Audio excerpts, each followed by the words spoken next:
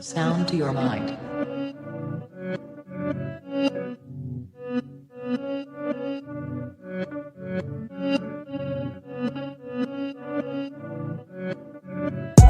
Breathe.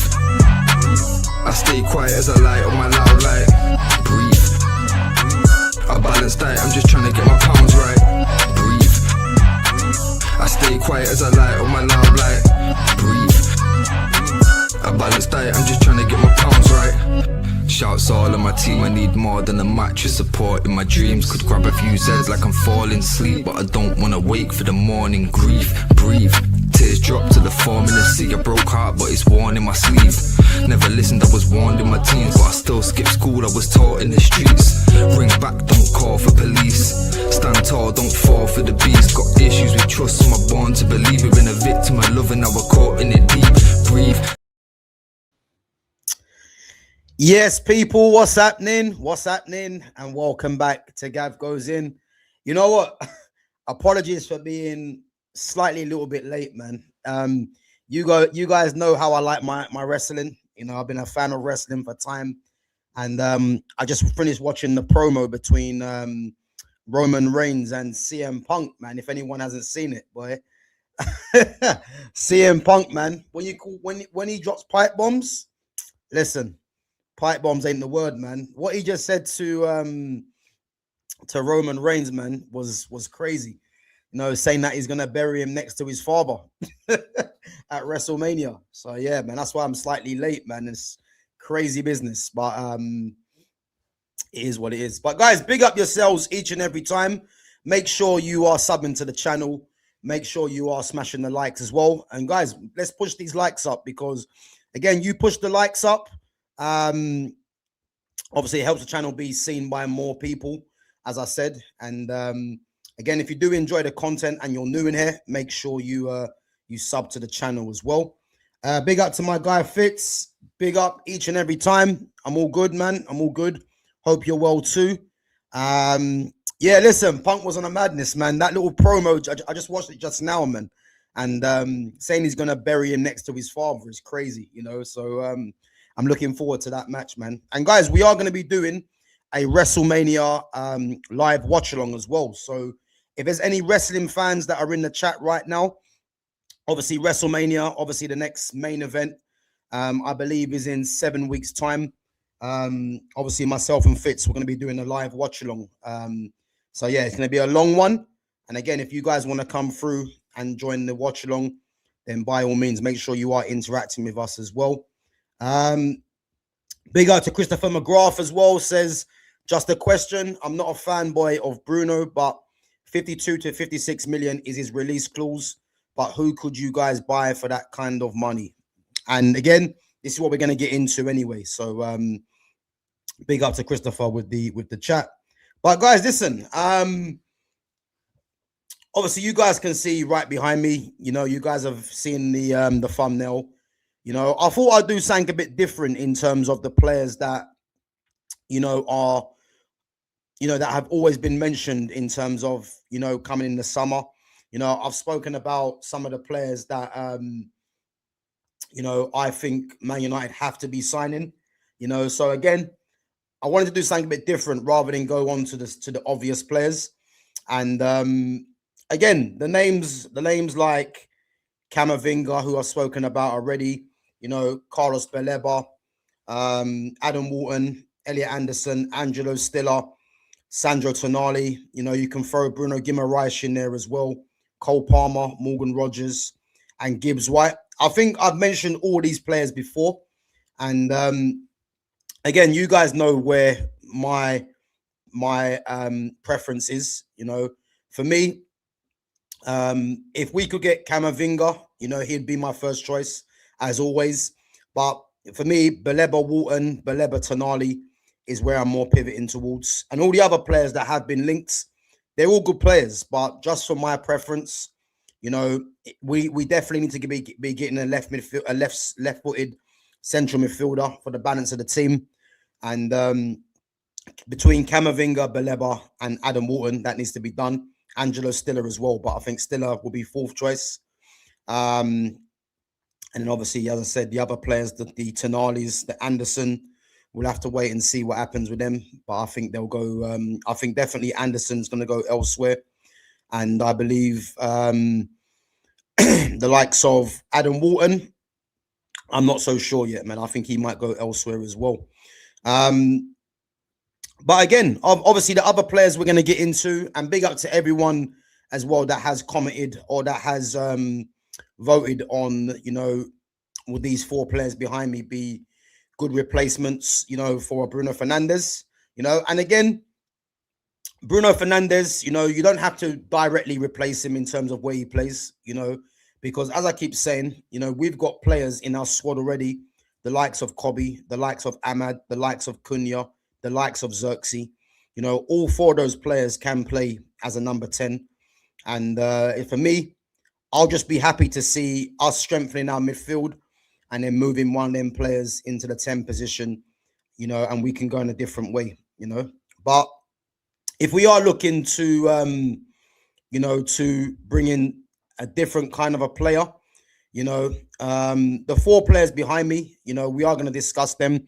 And again, I have put down some of the stats that these guys have done this season in terms of, what they're going to bring to the United team. And there's other guys that are worth a mention. Again, I didn't really put nothing down with them because I think they're more outside bets in a sense, So you got Romeo Lavia, and I've mentioned Lavia because Lavia for me, is one of the best midfielders in the Premier League. But the problem with him is that he can't stay fit, and it's a major problem. If he was fit, I don't believe Chelsea are where they are. I reckon Chelsea are higher in the league, in my opinion, because Lavia is that good, obviously former Man City player as well. Imagine if they kept him. And I think the fact that he's very injury prone is what puts off a lot of teams, I actually do think if Man City, and again, I don't see this happening, but do Man City have a buyback on Lavia? Because if you're looking at Man City trying to, strengthen that midfield area, I know Lavia is very injury prone, but they could do a lot. They could do a lot with getting a Lavia back at their club, But I think the fact that he's obviously very injury prone, they might look elsewhere. But he's someone that I just mentioned anyway because for me he's a very good player, man. But I think that the fact that he's injury prone means that I don't see us really going for him. But he's a player that I mentioned. The other one was Mateus Mane. Now, I've spoken about Mane before, obviously 18 years of age. Now, for me, Mane goes to, as I said before, if Aston Villa have got anything about them, the fact that he's in Birmingham already, Aston Villa, for me, just need to, just try and get that deal over the line because I'm looking at Mateus Mane, as the replacement for I say replacement, as an alternative for Morgan Rogers, because as I said before, Morgan Rogers has played a lot of games. And if you want to rest Morgan Rogers, having a Mateus Mane, who has been like a breakout star for a team that is bottom of the league, they can get him for cheap as well once they get relegated, because I think they will go down. So that's another option, which I'd hope Man United are in for. But I don't know if we're going to go for Mateus Mane as it stands because we've got other more pressing issues to sort out. But I definitely think he's one for the future. And the other one is more of a surprise, and the Arsenal fans won't like this one. And that is Oihan Nwaneri. Oihan Nwaneri, I believe, is 18 years of age, on loan at Marseille. And for me, I do think Nwaneri is a very good player. And if you guys actually remember start of the season, when Nwaneri was rumored to be signing a new contract, I did say, if Nwaneri's clever, he won't sign a new contract because what he needed to do is go on loan, prove himself. And then, when he comes back, he's got more of a case to be saying to Arteta or whoever is in charge that he needs to be starting games, because the very fact that, you've got the captain Odegaard, Eze was signed, you've got Kai Havertz, who can also play in the 10, who is actually a natural number 10 anyway, and if you think of out wide, Saka's obviously the highest paid player at the club. and he's their vice captain. Madueke was brought in. And then you look at the fact they're trying to push through Max Dowman as well. It made no sense for Nwaneri to sign a new contract. And his advisors really have kind of snookered him because he should have waited until, the end of the season and just gone on loan, prove himself, and then he'd come back in a better situation, really. But the fact he's on loan now at Marseille, I'm only mentioning his name because, again, do I believe Arsenal sell Nwaneri to Man United? I don't, but the fact that he's got a new contract as well will make it even more impossible. But he's a name that I thought I'll just mention because I think Nwaneri is very good. And I think when he comes back from loan, it's going to be interesting to see how Arsenal actually use him if he gets any game time. But he's someone else that I've mentioned anyway. But again, the 4 guys we're going to talk about, guys, as I said, I'm going to go through a couple of the stats. I do have my preference, and I might as well just tell you guys now. For me, it's between 2 players, and it's nothing on the other 2 because I do think the other 2 do have their strengths, But for me, it's between Arda Guler and Nico Paz for me, and I'll tell you why. Because for me, the number 10s that I've always become familiar with are players that can link the midfield to the attack, and players that are highly technical under pressure, press resistant, can pass the ball, and can provide their fair share of goals and assists as well. And the fact that these 2 are left-footed, Arda Guler and Nico Paz, they're my preferred options, and do I think we'll get either one of them? I think the most likely, I say likely, the most one, I think the player that we can get that is probably more easier to get would probably be Nico Paz. I know a few of you, obviously, that have voted and that have commented as well. Your preference is Nico Paz. Mine's Arda Guler. I've rated Arda Guler from when I first see him playing for Fenerbahce, and the fact that he went to Real Madrid, it was a case where this guy's going to be a star in the making. And again, he couldn't really get the game time. He is starting to play a lot more now. But if there's any chance that we could get Arda Guler and get him in that 10 as a replacement for Bruno Fernandes, then listen, that's a deal, man. I'm definitely on board with. The same with Nico Paz. I think Nico Paz is very good.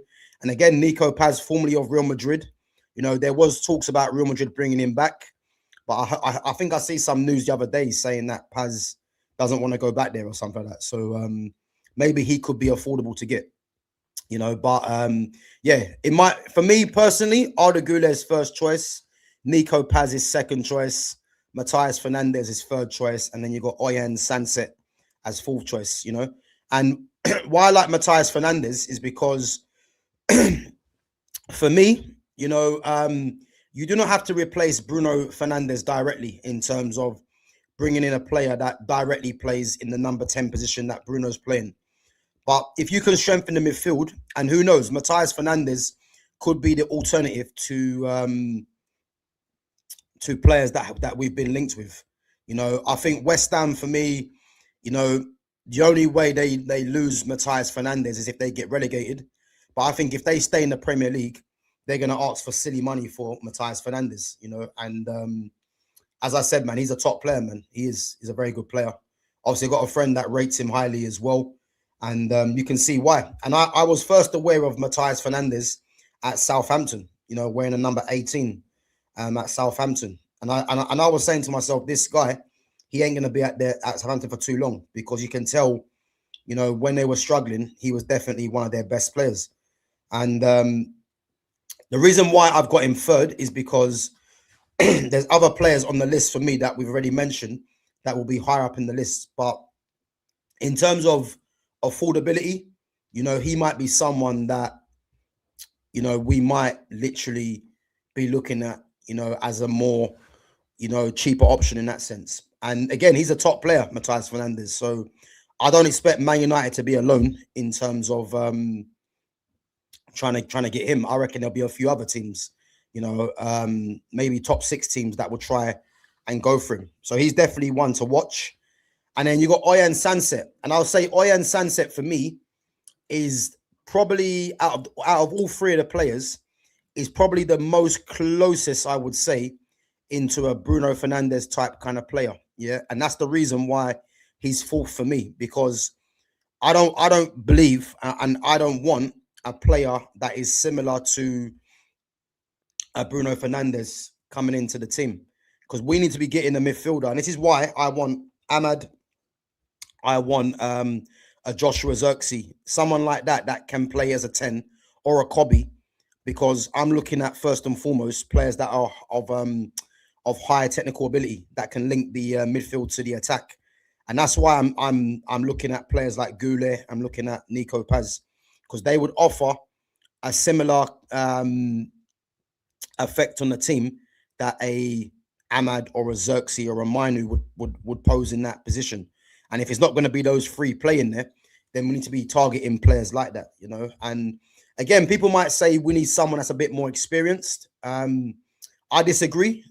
Because I do believe if you look at our squad, you know, even if we do get rid of Bruno Fernandes, which needs to happen, then, you know, we have got the likes of Harry Maguire that should stay because of his experience. You know, Casemiro, I'd love to stay as well. Dalot, I think, stays. You know, he's got experience now. I think Luke Shaw, I think he needs to go, but I don't think Luke Shaw goes anywhere. He's got the experience. You know, Cunha and Mbeumo, they're experienced in the league. Maybe not at Man United, but they are experienced in the league. And then you've got who else we got there? Trying to think what else we got there, actually. Yeah. So again, the experience side, you know, Matthias de Ligt's experience, Mazraoui's experienced. So again, we have got players that are experienced. So I do believe that, you know, we would do well to get a player of an Arda Guler or a Nico Paz in that attacking midfield position, that number 10. And that can take us on, man. Because I think you're looking at two players, for me, that are part of the future in terms of the number 10s going forward. You know, so we definitely need to be in for those two, for me. Big up to Verbic, says, hello, Gav, looking good as always. Yeah, big up, man. Big up yourself. I hope you guys are ready for tomorrow, man. Because as I said, you see Brighton, I think Brighton have got something for your team tomorrow, man. I can see Brighton picking up a draw, you know. Opinions on Jim Kerry's situation. To be fair, I'm not aware of it. If anyone knows what's happened with Jim Kerry, I see something involved, but I'm not really taking any interest in it, really. But let me know what's happened with Jim Kerry.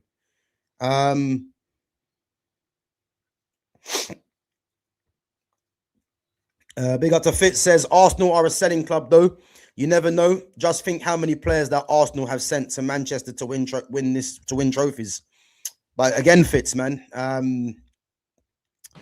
as much as I would like us to be involved in getting a Ethan Nwaneri, it's not really going to happen. Let's be honest, man. It's not going to happen. The fact that he signed a new contract makes it difficult. If he didn't sign a new contract, then I'll be more confident. But yeah, it's not going to happen, unfortunately, man. But the list of players that have left, not only Arsenal to go to Manchester United, but City as well to win trophies. This is what these guys do, man, you know. Adil says, but he's not leaving in regards to Bruno Fernandes. I'm not sure where that's coming from, but that's fake news, you know. Unless Bruno Fernandes has come out himself and said he's not leaving, then it's just fake news. At the end of the day, you might not want him to leave, but you know, there's been no concrete decision being made.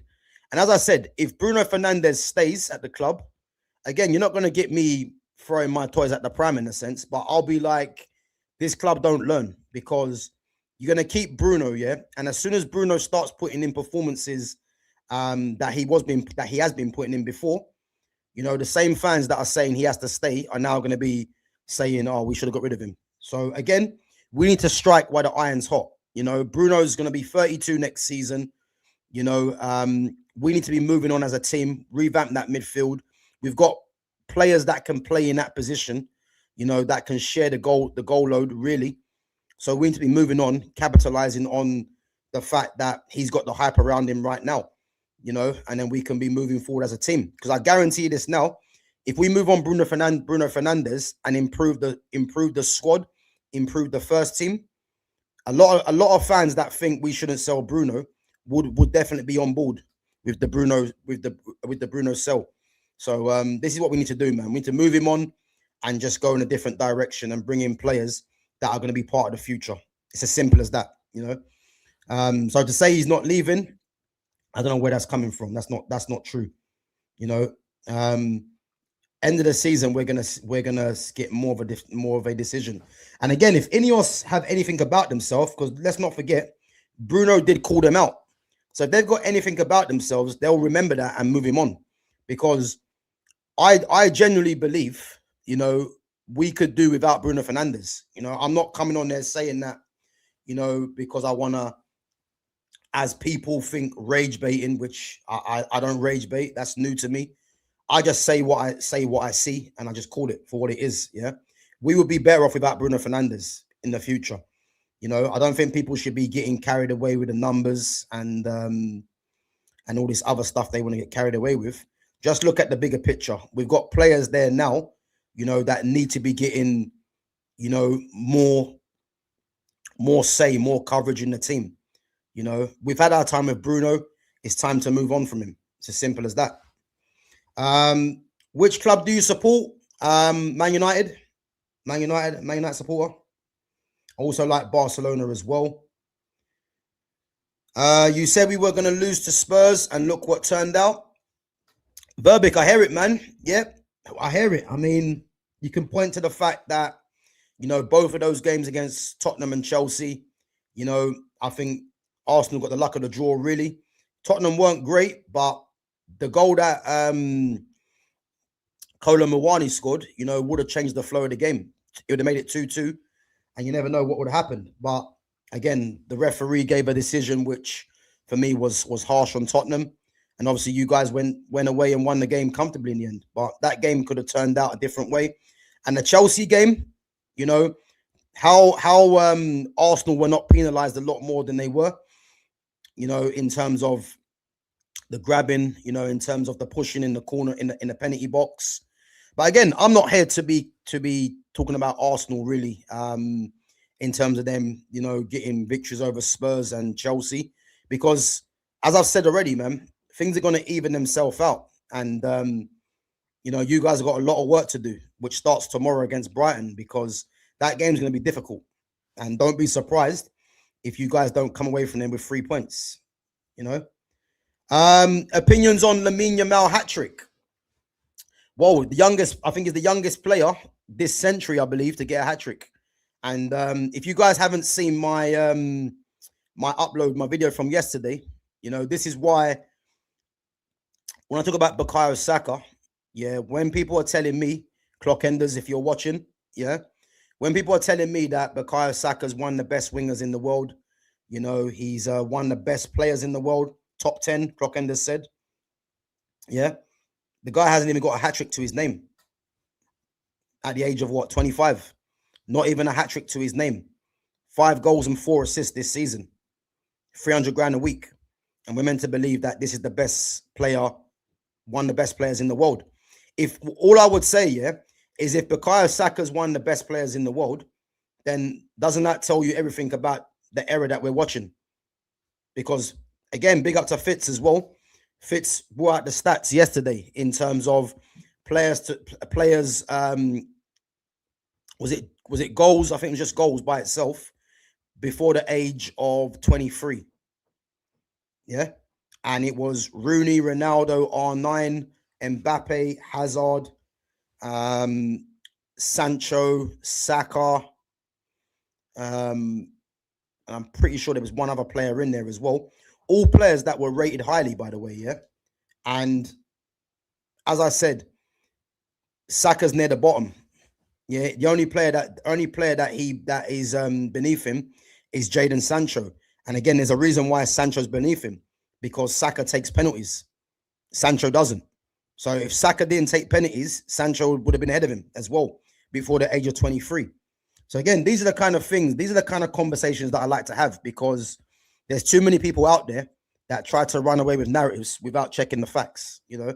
And again, the fact that Yamal's got a hat-trick at 18, key player for club and country at 16, you know, and we're meant to believe that Saka's on his level, you know, when he's not. Yamal, Elise, Mason Greenwood, they're the 3 top left-footed right wingers in the game right now, you know. Throw Ahmad in there as well when Ahmad starts getting more game time, even though Ahmad for me is more of a central number 10 anyway, you know.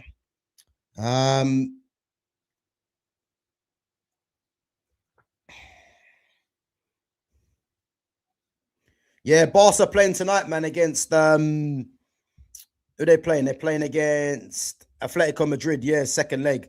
To be honest with you, as much as I would like to see Barca come back, it's not going to happen, man. 4-0, I mean, they are at home, but 4-0 is a big gap, man. If it was like 2-0, I'll be like, yeah, but 4-0 is going to be difficult, man. So I don't expect Barca to come back, if we're being honest. But let's wait and see. Big up, Gav. Big up to Babs One Diva. Big up yourself each and every time. Big up to Foxy Danny as well.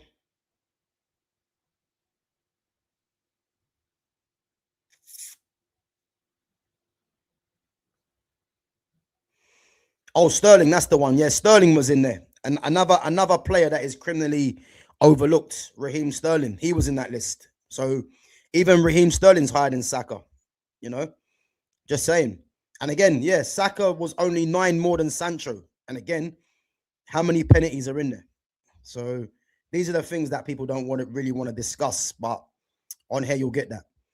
Lamine is the youngest to score a hat-trick in La Liga, breaking Giovanni's record of 19 years and 6 days. Is that Giovanni Dos Santos? Is that Giovanni Dos Santos, Verbic?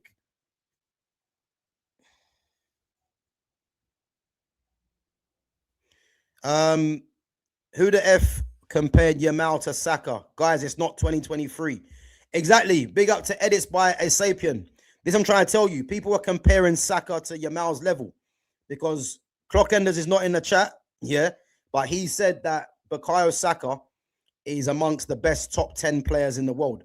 So when you're saying to me that he's amongst the best top 10 players in the world, you're saying he's on the level of Yamal because he's not that. So again, people that think Saka's that level, think again, man. Think again. But anyway, let's get into some of the stats from the players that we've mentioned. Yeah. So we're going to touch on Oihan Sancet. So Oihan Sancet, 25 years of age. Okay. And I'm pretty sure these are accurate, by the way. Yeah. 2 goals he's got this season. I'm pretty sure that can't be accurate because I know Oihan Sancet I think it was last season. I know he scored a few goals last season, but from what I checked out yesterday, the guy's got 2 goals and 0 assists. Again, if anyone else can check that in the live chat, let me know if that's actually true. Because I just can't believe a player that scored that amount of goals last season has only got 2 goals this season and no assists. So yeah, guys, someone check that out for me. Dribbles, so 9 dribbles at a 41%, a 47% rate. Jules 1, 56, 40%. Aerial Jules 1, 16 at a 38% rate. Passes, 341, 79.7. And again, that was where I took notice. As soon as I see his passes was 79%, Oihan Sancet, he's a player that we don't need to be recruiting. That's just, it's that simple, you know. But I'll read out the rest of his stats anyway. But we need to be recruiting a player if we are going to go for a player like this that is at least in the 85 or 90s in terms of the pass completion. Because one thing that frustrates me about Bruno Fernandes is the lack of care in terms of keeping possession, you know. So again, man, we need to be recruiting players that are high on keeping the ball retention. So the fact that he's got a 79.7 pass percentage, yeah, we can't be literally going for a player like that if we're honest. Long passes, 13 at a 59.1%. which is poor, really. Tackles 11, interceptions 3, blocks 2, fouls 20, 3 yellow cards, 19 chances created.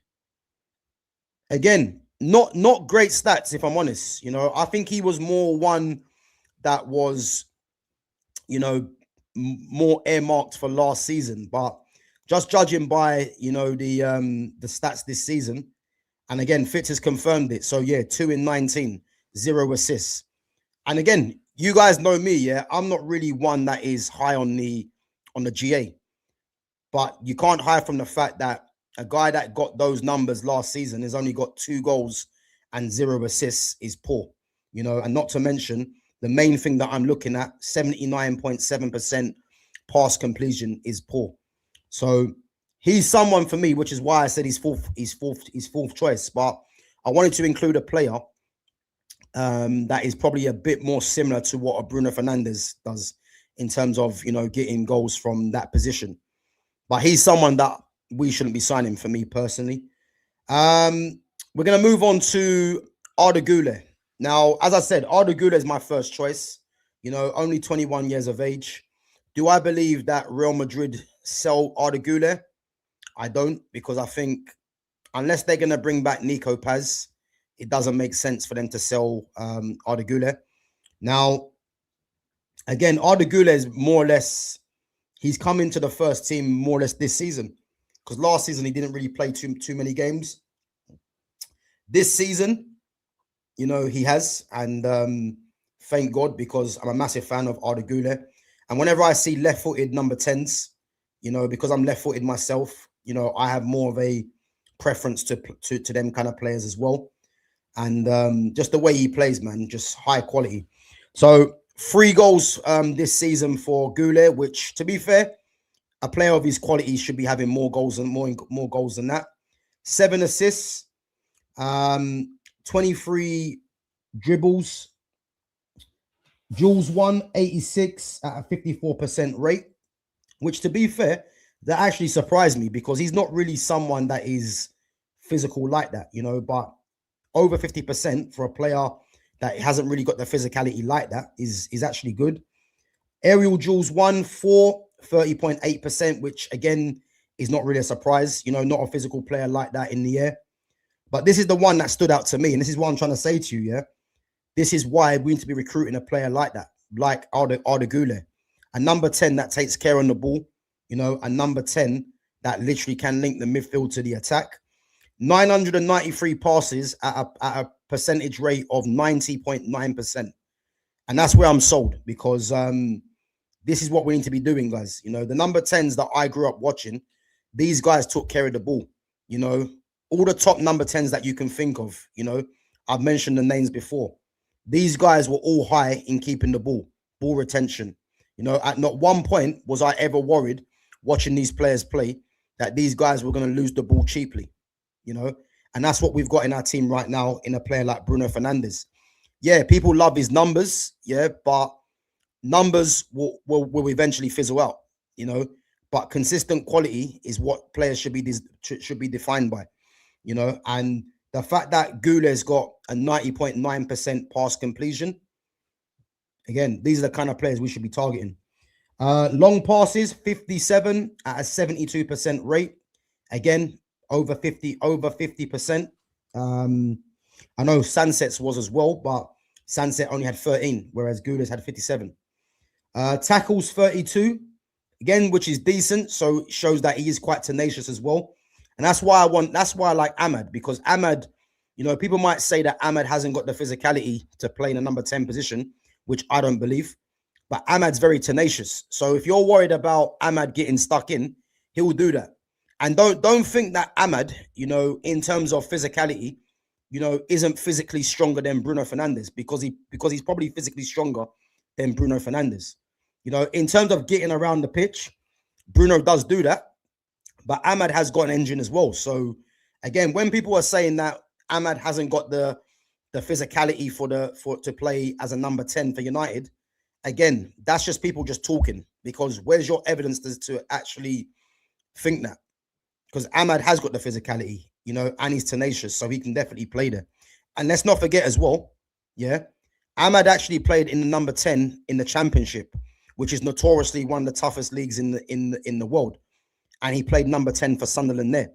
And you had their fan base saying that he's their best ever player. So again, people that think that Ahmad can't play as a 10, I'm not quite sure where that's coming from, but it's not true. So Guler, 32 tackles, 8 interceptions, 2 blocks, 20 fouls committed, 1 yellow card, and then 57 chances created, And again, that's why he's my number 1, Arda Guler, But do I think we get Guler?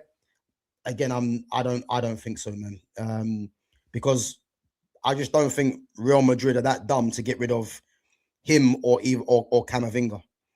I just don't think they do that, because for me, there'll be 2 players that'll be high on my list for next Man United signings, if I'm honest, but who knows, man. It's more of a dream, if anything, Yeah, listen, he's only got 2 goals, man. Even when I saw that yesterday, I couldn't believe it. I was thinking that can't be true. But yeah, he's got 2 goals, man, and 0 assists. Crazy. Just shows you, man, innit? Could be a one season wonder. Who knows? Let's turn it over and let's go to someone a bit more closer to home. I think he's a player really that tops a lot of the West Ham stats. But he's a very good player. Only 21 years of age, like Arda Guler and Nico Paz as well, to be fair.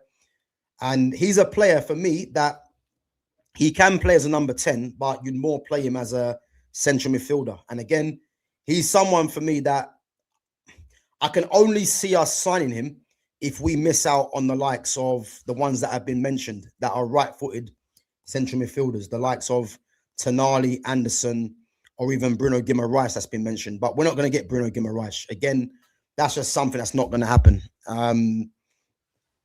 But Matheus Fernandes is a very good option, very comfortable in possession, just like Arda Guler. These guys just got so much composure on the ball and they're creative as well. And again, he's been arguably West Ham's best player this season, along with Jared Bowen and now Crescencio Somerville. And he's been consistent, Fernandes, throughout the season. 3 goals, 3 assists. Again, you would probably expect him to have more than that, but he has been good otherwise. 63%. 32 dribbles at a 63%, which is decent, which is good. 145 duels won. And again, if you want a combative midfielder in there, he's someone that can definitely do that role, and he's got quality, and as I said, I think people shouldn't sleep on Matheus Fernandes because, I don't think many people would actually be talking about him over the likes of Elliot Anderson and Tonali and players like that.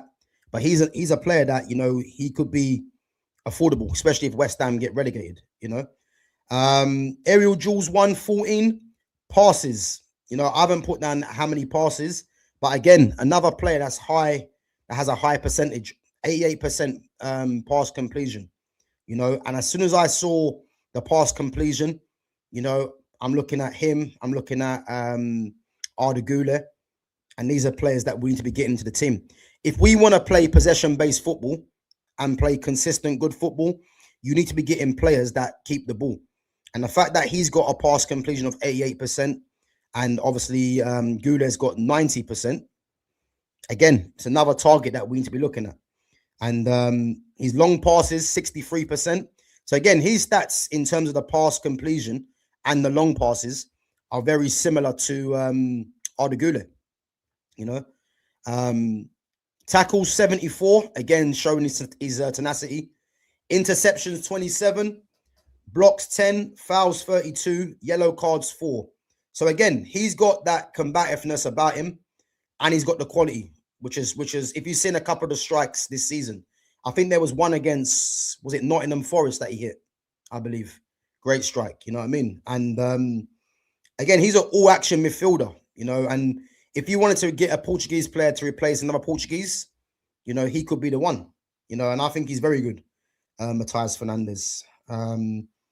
But again, I think he only comes into contention if it's a case where we don't get the other targets, you know.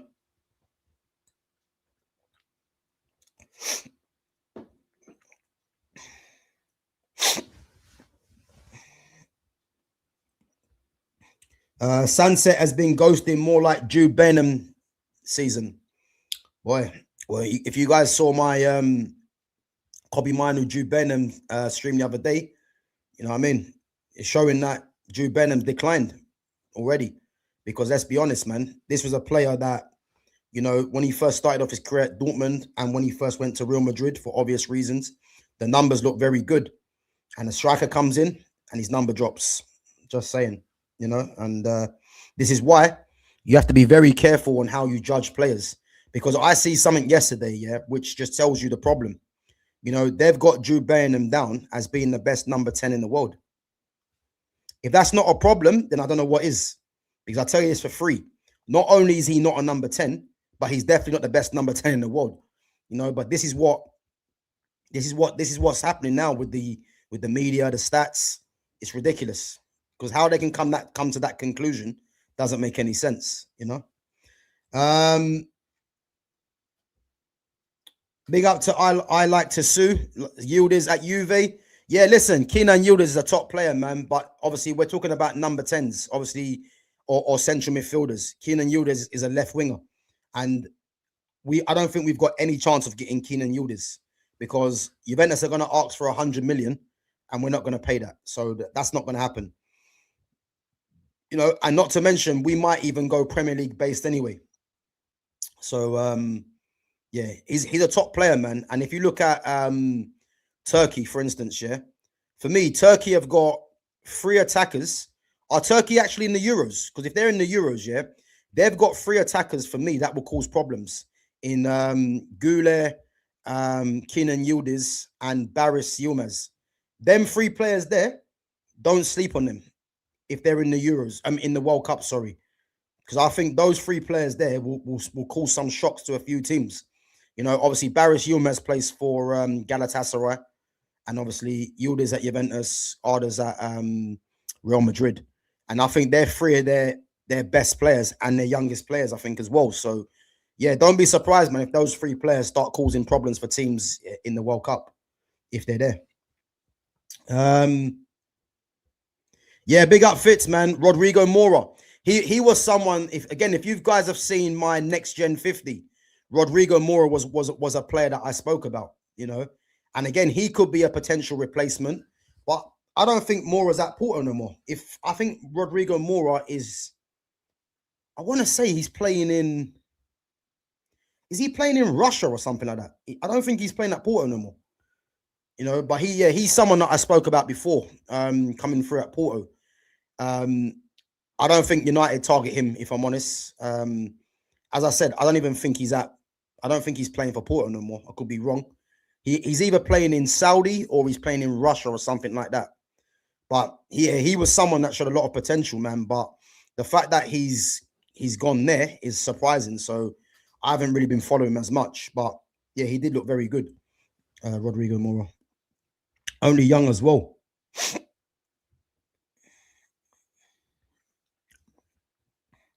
Sudakov at Shakhtar looks decent. Yeah, Sudakov, I've seen him. I don't think we'll get him though, or we're going to be in for him. I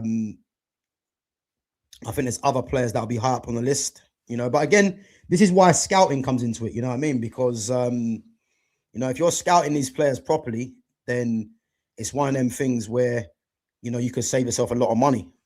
But I don't think we're going to go for a player like Sudakov. You know what I mean? Okay, so he's still at Porto, yeah? I could have sworn he left Porto.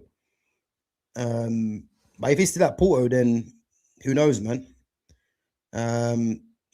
Yeah, big up Clockenders, man. Back on, as I said, getting carried away yet again. You can't really blame him. But anyway, let's move on to Nico Paz. Obviously, a lot of people in the chat, a lot of people that have voted as well. You know, he's the #1 option, and for obvious reasons. And again, the very fact here that Real Madrid have got Arda Guler now, had Nico Paz before he went on loan to Como, you know, and let's not forget, Cesc Fabregas has played a massive part in Nico Paz as well. Obviously, Nico Paz, Argentinian, and Argentina do produce these kind of players. You think of Messi, you think of Paulo Dybala. I'm talking about left-footed number 10s. You got Franco Mastantuano as well at Real Madrid, who plays more out wide. And now you got Nico Paz. Yeah. And Nico Paz, for me, is very similar to Arda Guler, and this is why I'm looking at either player as to, this is why I'm looking at either player to be in conversations, really, to be, if Man United could try and get a player like that. This is why I'm pivoting to Amad Diallo, because if I'm looking at Guler and I'm looking at Nico Paz, we've already got someone in there like Amad Diallo, who's Premier League proven, and he's already at the club. So this is why I'm looking at these kind of players if it's not going to be Amad playing there. And Nico Paz, as I said, very comfortable in possession, technical, can get goals and assists. And the main thing is can link the midfield to the attack. 21 years of age, just like Matheus Fernandes and Guler. 9 goals this season, 6 assists for Como. In a team, really, I'm not sure where Como are in the league, but I think they might be mid-table. I can't remember, but 9 goals, 6 assists, you probably say is decent. 50 dribbles at a 53.2% win rate, which is decent. 168 duels won, again, which surprised me, because a player of his physicality, you wouldn't expect him to be winning the kind of duels that he's winning, really. So it's high duel win percentage, which might fare well in the Premier League. 22 aerial duels won. Passes.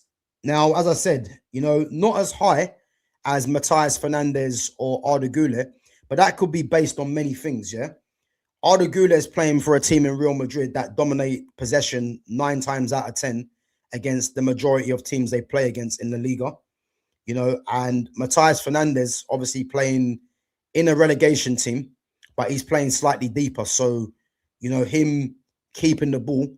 Again, we can't determine if it's how many, if it's like 2 yards, 2-yard passes, 5-yard passes. We can't determine that, really, which is why his percentage might be slightly higher. But Nico Paz is a number 10. And obviously, you'd expect number 10s to not have as much of a higher pass percentage than some other players in different positions. But the fact that Guler's got a 90%, again, it shows how quality Guler is. But again, it shows that, 9 times out of 10, they are probably dominating possession. But his percentage is 82%, which, again, if you look at Paz, Matheus Fernandes, and Arda Guler, they're all in the 80%, yeah, or above. And then you've got Sancet at 79. So you can clearly see, where the quality is, really. And this is why I'm looking at those 3 players in particular. Long passes, 46.5, which again is quite low, but that could be, the factor of, obviously I haven't got the numbers for how many long passes he's making, but it could be a case where, his team might be under the cosh a lot more. You just don't know, But the fact that he's got an 82.4% and he's playing in a number 10 for a team that isn't one of the top teams in the league might have a lot to do with it, 63 tackles, 19 interceptions, 2 blocks, 43 fouls, 5 yellow cards, and chances created 41. So again, he's very similar to Arda Guler. Very similar to Arda Guler. And as I said, Arda Guler for me, needs to be made the number 1. But I don't believe that we'll get Arda Guler, So if we are looking at a player like that, then maybe Nico Paz could be the one, But yeah, I just thought I'd do a stream on that because it's easy to try and talk about the other obvious replacements, which, as I said, I've spoken about before. But I do think these 4 players are worth keeping an eye on. I do think these 4 players might, you know, they might be players to be considered, you know, in terms of acquisitions in the summer, you know. But guys, let me know what you think. Let me know what you think about those 4 players. You think they're 4 good additions if we don't get the obvious ones, or would you just not go with them 4 in general? And also as well, I know someone mentioned earlier about Bruno Fernandes. As I said, you know, I think we're going to find out about what happens with Bruno at the end of the season. Because one thing I would say, what can't happen, yeah, is that we cannot give Bruno Fernandes a new contract. That will be the worst, to give him more money. That will be the worst thing. Because, you know, he's on 300 grand a week now. Is he a player that is irreplaceable? Not for me. Not for me. Because people would point to, as I said, the numbers, but we can get numbers shared out amongst the team. You know, 5 or 6 players can share the numbers out, and we can strengthen the midfield as well. And for me, that would be more beneficial than having one player, as I keep saying, that is going to hog up the stats. So yeah, that's what I'm looking at, you know. And as I said, the other players, the Camavingas, the Balebas, the Walton, Elliot Anderson, Angelo Stiller, Tonali, Bruno Guimaraes, Cole Palmer, Rogers, and Gibbs White. I think a lot of them are not going to happen for different reasons, you know. As I said, Cole Palmer, for me, I would love Man United to sign Cole Palmer, but that's not, if that was to happen, that's not going to happen for another couple of seasons for me. Morgan Rogers just signed a new contract at Aston Villa. You know, they're going to ask for at least 100 million, which I don't think United for me are not going to pay 100 million on one player this summer. I don't think we do that. Yeah. Gibbs White, I mean, I think Gibbs White's a good player, but if we move on Bruno Fernandes, you know, I don't think we should be going for Gibbs White as the replacement. You know, I think there's better options out there, even though I do think, you know, he's probably better than Nottingham Forest, you know, so he might be an option for another team that's higher up in the league. But I don't think we should be targeting Gibbs White for me. You guys know about Camavinga. I've already talked about Camavinga before. Camavinga definitely is a top target for me and has always been. You know, again, just like Guler, I don't know if Real Madrid sell them players. I know there's rumors that, you know, they're open to selling, but I don't know yet. Baleba, for me, as said before, Baleba, we need to be all over that Baleba signing. You know, as I say, Camavinga or Baleba for me, left-footed central midfielder, has to happen. We need to get either one of them players, and I think the Baleba one might be actually sorted out.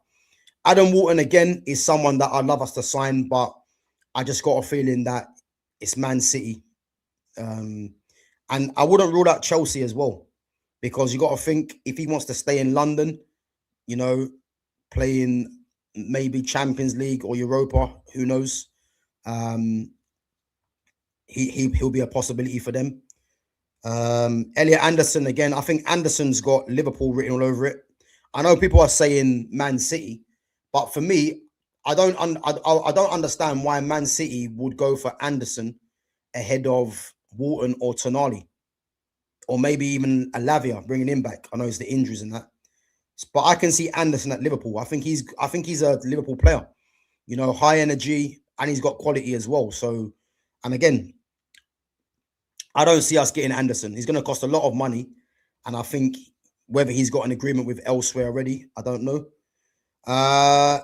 Angelo Stiller, I've spoken about already. I like Stiller as a footballer, but, you know, I think he's just got, for me, 3 players ahead of him that are left-footed in Camavinga, Baleba, and Walton.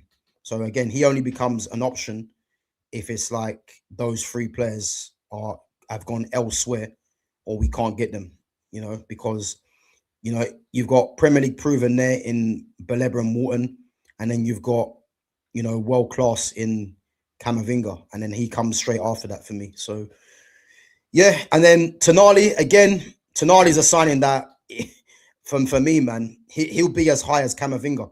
Because if we could get Camavinga and Tonali midfield, that would be the ultimate for me, you know. But Again, the Tonali one might cost a lot of money.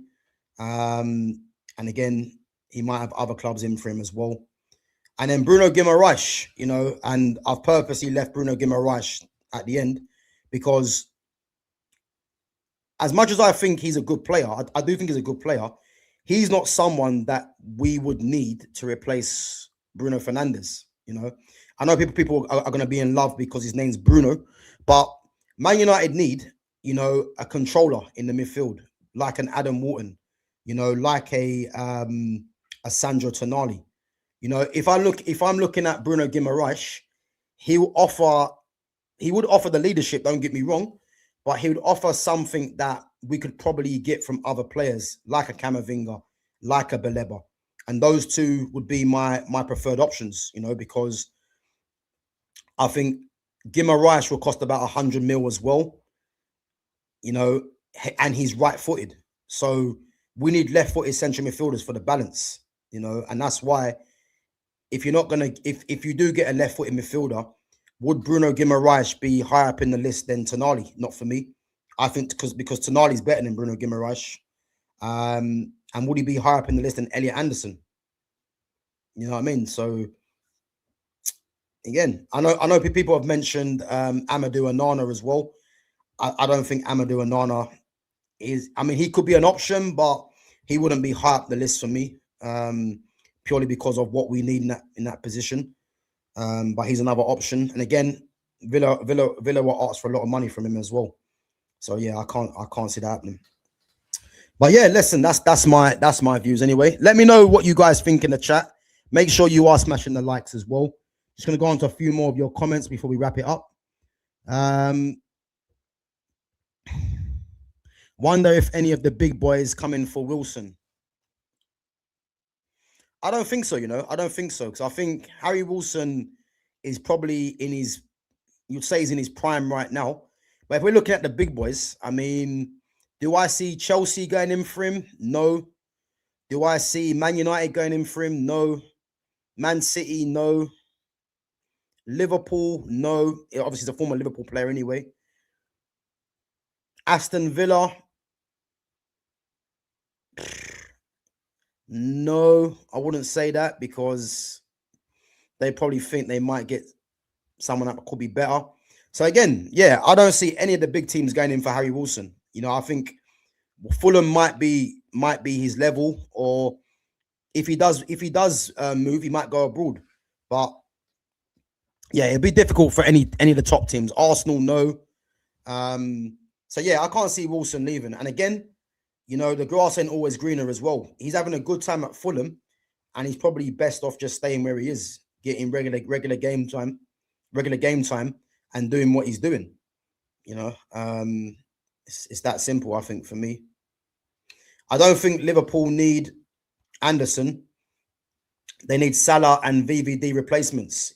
Yeah, Fitz, I agree. But the reason I mentioned Anderson and Liverpool is because if you look at their midfield right now, yeah, obviously Endo is someone they'll probably move on. And obviously he was brought in as a midfield player. So if they want to strengthen their midfield, because they've got Gravenberch playing in a 6 when he's an 8. Anderson can play the 6 as well. You've got Szoboszlai, you've got McAllister, and they're the only, and Curtis Jones, yeah. So again, if they was to move on, let's say a Curtis Jones, which I don't think they will, because obviously he's homegrown. But if they wanted to improve the midfield and get rid of, let's say, an Endo, then Elliot Anderson would be an obvious replacement for them. Because the way Liverpool play, you know, they are high energy, but he can also play as well. So he'll be a perfect replacement for someone if they want to move on, let's say an Endo, or someone that can fit into their team, you know, and he's homegrown as well. So if they're looking at more homegrown players, because let's face it, they've only got Joe Gomez, Curtis Jones, obviously Rio there as well. I think that Trey Nyoni as well. They've only really got those players as homegrown players. So again, if they're looking at someone that is homegrown, they might be looking at him. As I said, I think he's got Liverpool written all over him. But whether he's got an agreement with Man City already, I don't know. But he's a top player, man. He's a very good player, Elliot Anderson. And yeah, I think he definitely leads Nottingham Forest. And I think I think Liverpool might be in with it. And before I forget, guys, I told you about Murillo at Nottingham Forest. All of a sudden now, because remember, I spoke about this about a week ago, a couple of weeks ago. Man United need to be in for Murillo. I'm telling you now, in for Murillo.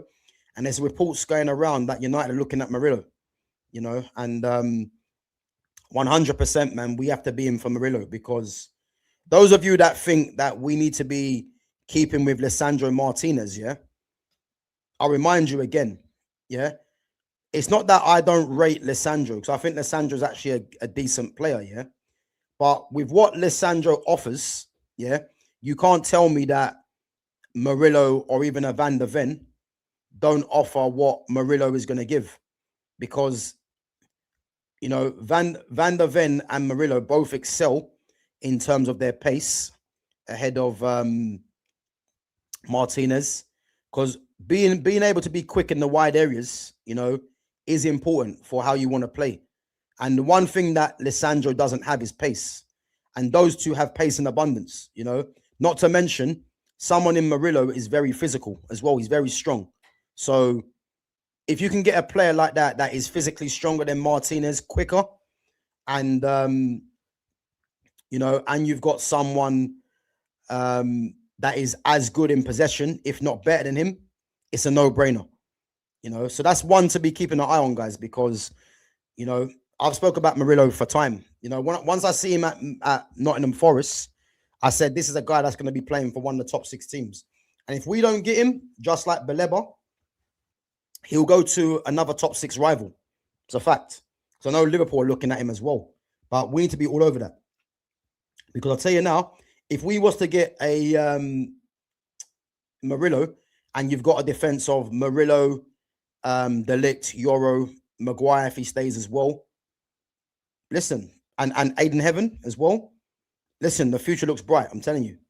Because Murillo's only, I think Murillo's only, what, 23 or 25, I think he might be.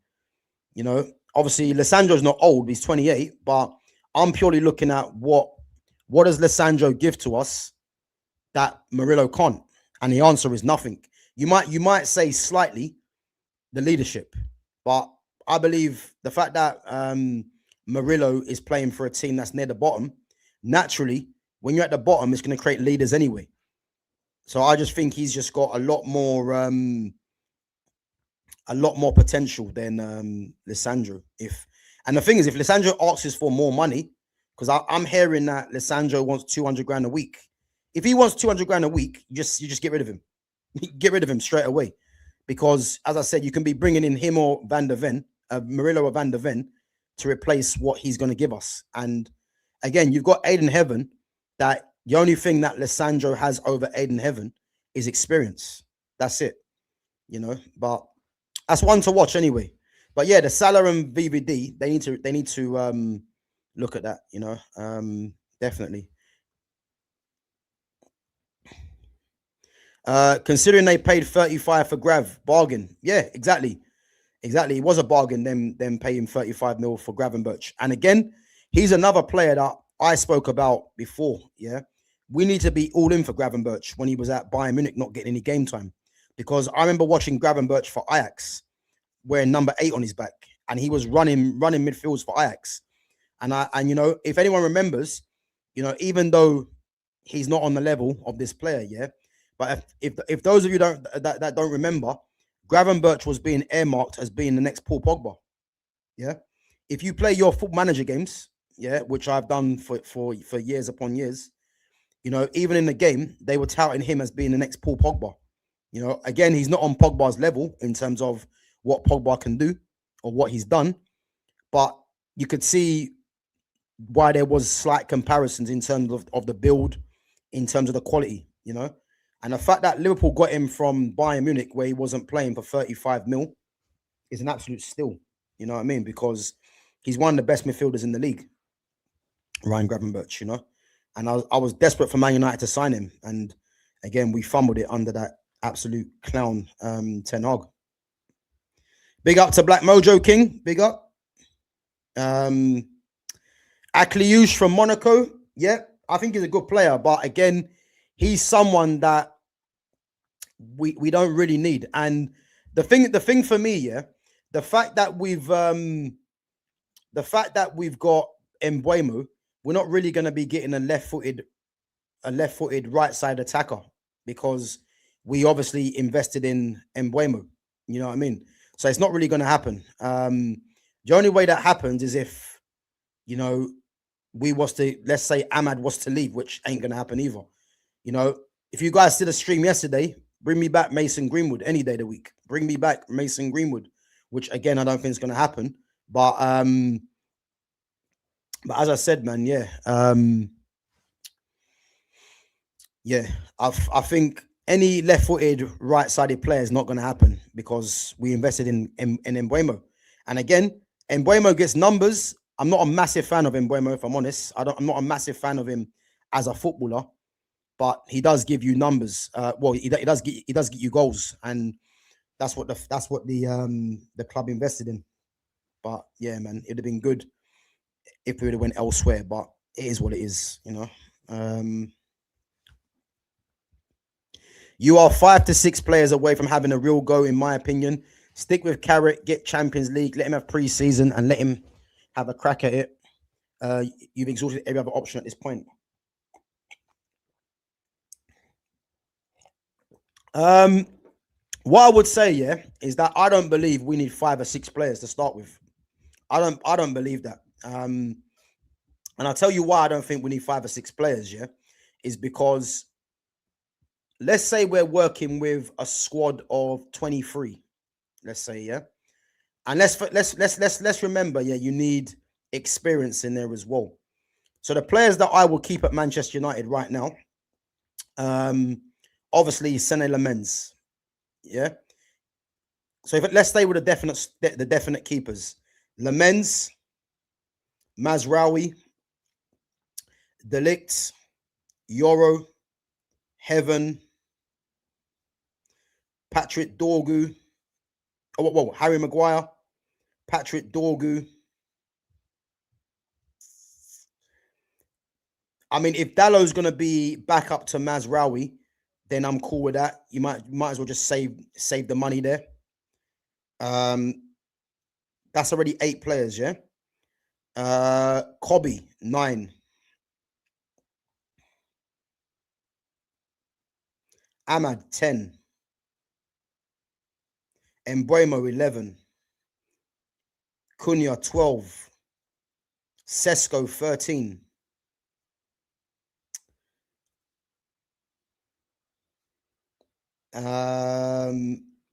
Xerxes 14. So there's 14 players already from this squad that I will keep, yeah? And that's not even mentioning bringing through some of the youngsters like Shea Lacey, 15. I want to see Sekou Fofana, Sekou Kone get game time. That's what? 16 players at the moment. If we don't go and get a Murillo or a Van der Ven, then you probably say Lissandro, which is 17. 17 players, yeah? And then if we get, what, 2 to 3 central midfielders, let's say. To be fair, you probably might say 5 or 6 players. You might be onto something, Clock Enders. In terms of what we would keep, what we'll sell. But what I would say, a lot of it for me, when we're saying 5 to 6 players, a lot of it's going to depend on who we get rid of, because I think I'll have more of a better know what we're going to do in the market, because we all know that we all need midfielders, but a lot of it is who's staying, who's going. Because I will keep Casemiro, and that's another player that would be added onto it. Because Casemiro, for me, you know, his experience is invaluable. You know, he's a winner as well. But the players that I would get rid of, you know, would be Ugarte, Bruno, Mason Mount, Luke Shaw. those are the 4 players that I believe need to go. Yeah, all for different reasons. Ugarte because he's shit. Luke Shaw because he's been there over a decade, and he's had loads of injuries as well. Mason Mount because he wears number 7 on his back. He's on 250, which is an absolute disgrace. And Bruno because we need to be moving in a different position, we need to be moving forwards without Bruno. Like, he's on a lot of money. He's going to be 32, and there's other players that can step up. So yeah, that's what I would say. But let's wait and see. Akliouche can play in the 10. I hear it, but I wouldn't get Akliouche to play in the 10 when we haven't seen Ahmad there. You know, we've got Xerxes who can play there as well. We've got Cunha who can play there, and we've got Kobe who can play there. This is the thing. I wouldn't want Akliouche to come in and play in the 10 without trying out Ahmad and Kobe in there first and foremost. You know, would you take Gibbs White? Not for me. Not for me. I think Gibbs White's a good player, but as I mentioned on the last one, yeah, we've got players there that for me should be there ahead of getting a Gibbs White. Why would we spend money on Gibbs White when we can just play Ahmad, Xerxes, Cunha, or Kobe there? You know. Man United should get any random cam from Liga and he will turn out to be a baller. I hear it. But apparently, you know, Liga is a farmers league, according to a lot of people. You know what I mean? Just shows you that these guys are not what they're talking about, because the majority of the players that are playing in the Premier League are from these farmers leagues. That's the funny thing. You know what I mean?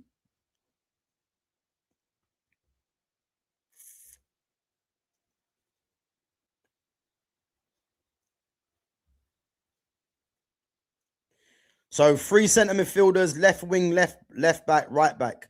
Sell Dallo, Bruno, Mount, Ugarte, Shaw, and sell Onana, Højlund, Rashford, and Sancho, who everyone forgets. That's a decent top up to the budget. Let's go.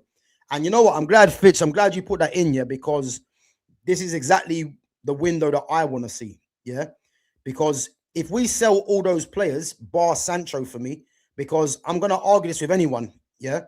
If we can get Sancho back at this club, yeah, then the only player that I would say, listen, let's get rid of Sancho to bring in Iliman Ndiaye, then cool. You know what I mean? But I'm looking at left wingers that are possibly available for a decent price, and there's hardly any. And if we've got a player on our books already that we could potentially you know, reduce the wage or get him to negotiate another contract for less money, and he can somehow be reintegrated back into the squad, listen, I think we should do that, you know. So I'm not going to sell my stocks on Sancho, because I'd argue this with anyone. He's a top player that's been mishandled, just like a lot of Manchester United players in the past. Yeah. So the likes of Dallo, Bruno, Mount, Ugarte, Shaw are no-brainers for me. Onana, yep, get rid of him as well. Rasmus Højlund's a no-brainer. And Marcus Rashford, again, his wage and the fact that number 10's been taken off his back, there's no way back for him. So, yeah, that's how I see it, man. But I'd love to get Sancho back out of everyone. But if all those players went and we went and got three midfielders, a left winger, left back, right back, again, you wouldn't have any kind of complaints from me, man. And the 3 central midfielders I would go for, just so you know, Baleba, Camavinga.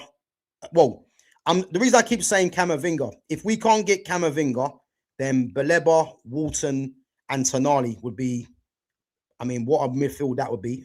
Acquisition of a window that would be. But if we can get Camavinga, then for me, it would be Camavinga, Tonali, and Baleba. Or if we can't get Camavinga, as I said, Baleba, Walton, Tonali. Left wing, again, can't get Sancho, get me Iliman Ndiaye. And again, if anyone says Keenan Yildiz, we're not going to get Yildiz. It's going to cost too much money. Left back, I would like Lewis Hall, but again, I can't see us getting Lewis Hall. And, you know, you've got El Hadji Malik Diouf at West Ham. I don't think people should be sleeping on him. He's one. Right back. Again, if you guys haven't seen my streams, you know, I spoke about Jed Spence. I spoke about Guevara Reed, who's a young prospect. Coyote at Brentford. I know people have mentioned Julian Ryerson as well. He could be another option, but yeah. But Ryerson's different because Ryerson's playing for Dortmund, and would he come to sit on the bench for Mazraoui? Whereas the other three, you know, Spence is versatile. You know, Guevara Reed's young, and Coyote obviously is coming from Brentford. So yeah, but yeah, listen, if we could do that, man, then we're on to something. But let's wait and see.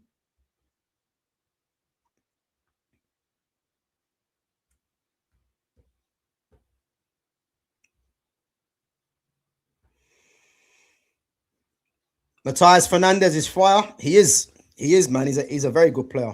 Again, if you haven't seen the stream from earlier, make sure you check it out. They will be in chapters after the stream's ended anyway. So yeah, make sure you give that a check. And guys, before I forget, we are going to be live tomorrow at 8 p.m. as well. So make sure you guys come through. We're going to do our regular stream that we've been doing. You know, we've been doing all-time 11s. You know, so we're going to go through all the major European leagues. Obviously, we're starting off in England. So we've done Man United, we've done Arsenal last week, and tomorrow we're going to do Liverpool. Liverpool's all-time 11. So make sure you come through and support the channel. Obviously, be myself, Fitz, Jonas, obviously, who's a Liverpool fan, and Owen as well will be coming on as well. So yeah, make sure you guys come and give us some support on there and give us your views as well. So I said, once we've done all the major teams in the Premier League, we're going to move on to La Liga. We're going to do Bundesliga. We're going to do Liga as well. So obviously Liverpool tomorrow, and then the following week, we're going to do either Man City or Chelsea. But I'll decide. But yeah, make sure you guys come through as well, man, and support. But big up. But yeah, Fernandes is good, man. I do like Matheus Fernandes. But I reckon a few other teams will be in for him as well. If we keep Sancho, then no left winger needed. And again, Fitz, this is what I'm trying to say, yeah? I know obviously we've had conversations on this before, but I just hope there's a slight chance that we can keep Sancho. You know, I know it's going to be, it's unlikely to happen, but I'm just hoping there's a slight chance, because if we can keep Sancho, reintegrate him back into the squad, and let's say we keep Carrick, yeah, because let's not forget, yeah, Carrick likes Sancho, because when Carrick came in, he was playing Sancho. So if there's any sort of chance that we can get Sancho back at the club, man, and we can save money and go and focus on other positions, then that's what I'm here for, man. That's what I'm here for. And but if not, then Iliman Ndiaye will be a good replacement for him, because he's a top player, man. Formerly of Sheffield United as well, if you remember. Gav, will any Man United player make the England squad? Yep, Kobbie Mane will be there. Don't worry about Kobbie, man. Kobbie will be there. So Kobbie will be there.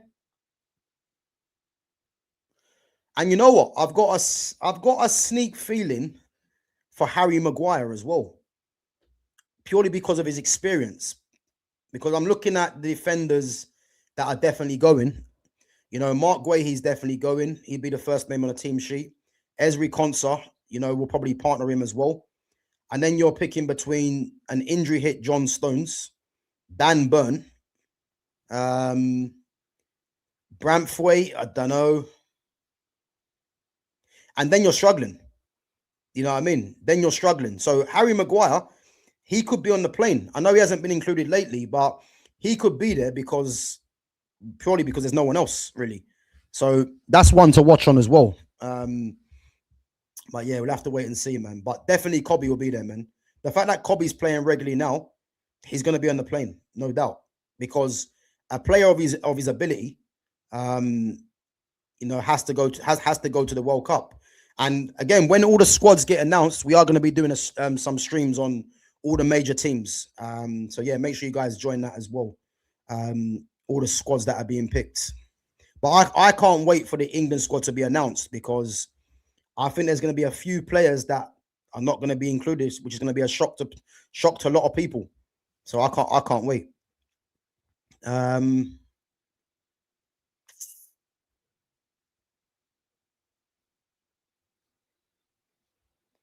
Big up to Black Mojo King, and this is what I like here. This is what I like here, because Black Mojo King, you know, you always come in with the common sense as well, man, and you just understand, yeah.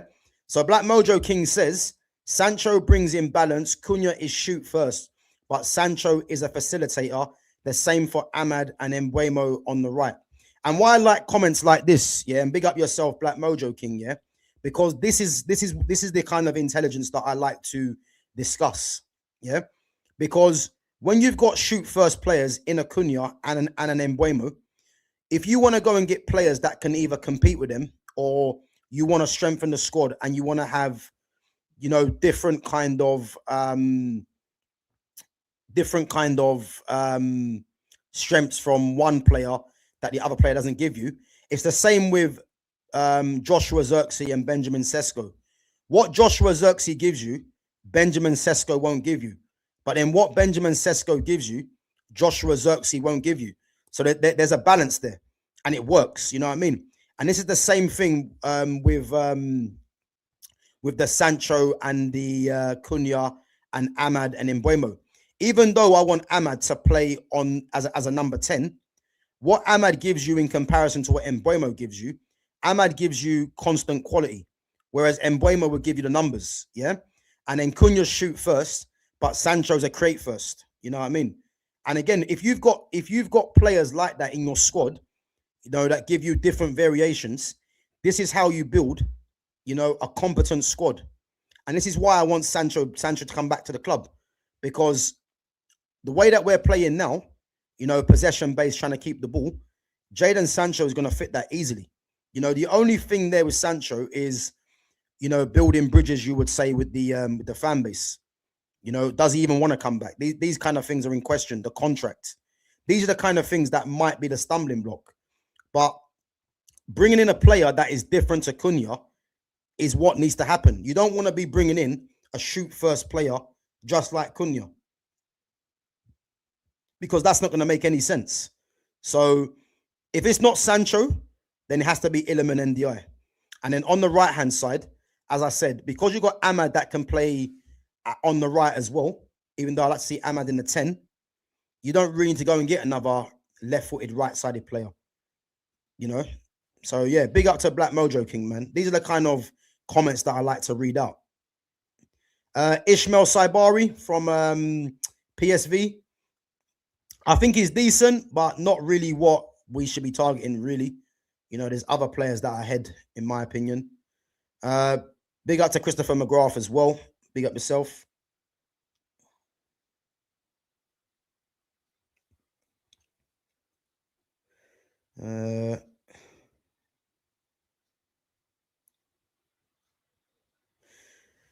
Gab, what do you think about Rooney Bargaji? He isn't getting that many minutes recently.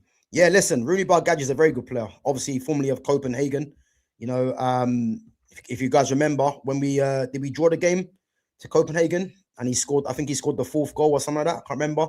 But yeah, I've been aware of him for time. Again, he's someone that, you know, I used to sign a lot on Football Manager, you know, and, you know, they were earmarking him as like the next Messi in Swedish football, which again, there's not going to be a Messi. The closest player to like a Messi, Neymar is Lamine Yamal for me. But Rooney Bargaji is very good. And it's obvious why he's not getting much game time, because the best player in the world is playing in his position. But he's a very good acquisition for Barca. And again, he will get game time, but purely because of where he plays, the fact that he's left-footed as well, he's not going to get ahead of Yamal. You know what I mean? So he just got to bide his time and take his opportunities when it comes, you know. But he's a very good player. But he's another player that we're not really going to go for. The only way that these kind of players come into contention is if it's a shock sell of someone like Ahmad and you want to strengthen that position, which ain't going to happen. Saibari is wavy though. Him and El Canous, we should have brought him in after Leicester got relegated. Yeah, Bilal El Canous is very good as well. Another good player, number 10. I believe is he at PSV as well, El Canous. But yeah, him and Saibari are good players. They are. But I'm more looking at, do Man United go in for them type of players? I don't think so. I don't think so. I don't think Man United are gonna look at players like that. You know, they're the kind of players that their next move might be like an Aston Villa or a Brighton, you would say. You know what I mean? I don't think they go straight to a Manchester United for me, you know. But they are good players, man. They are very good players.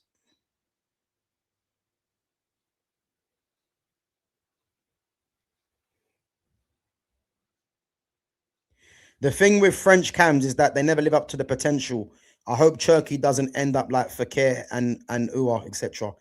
Big up to Michael Braysaw. I hear it. I hear it, man. It's difficult really, because if you remember, Nabil Fekir suffered that bad knee injury. Because remember, he meant to be going to Liverpool. Obviously went to Real Betis, and obviously the injuries kind of killed him. But Husam Aouar's a good player. But the problem is, yeah, like, not only do I think Turkey is, and it's hard to say because Fekir and Uwa are top players, yeah, but I think Turkey's more talented than both of them, yeah.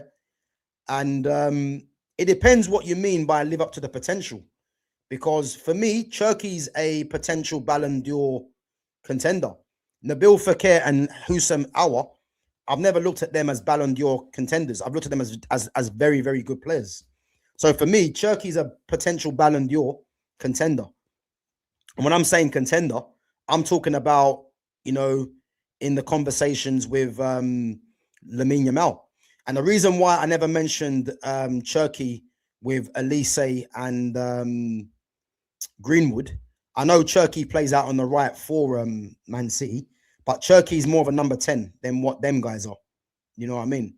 Well, I say more than what them guys are, but I think Turkey will play more of his career moving forwards as a 10. And I think Yamal, Elise and Greenwood are going to play probably predominantly out on the right-hand side. You know, even though I do think Yamal, with as Yamal gets slightly older, you know, he might go down the same path as Messi. You know, just literally playing as a number 10, just doing whatever he wants. You can see it, you know.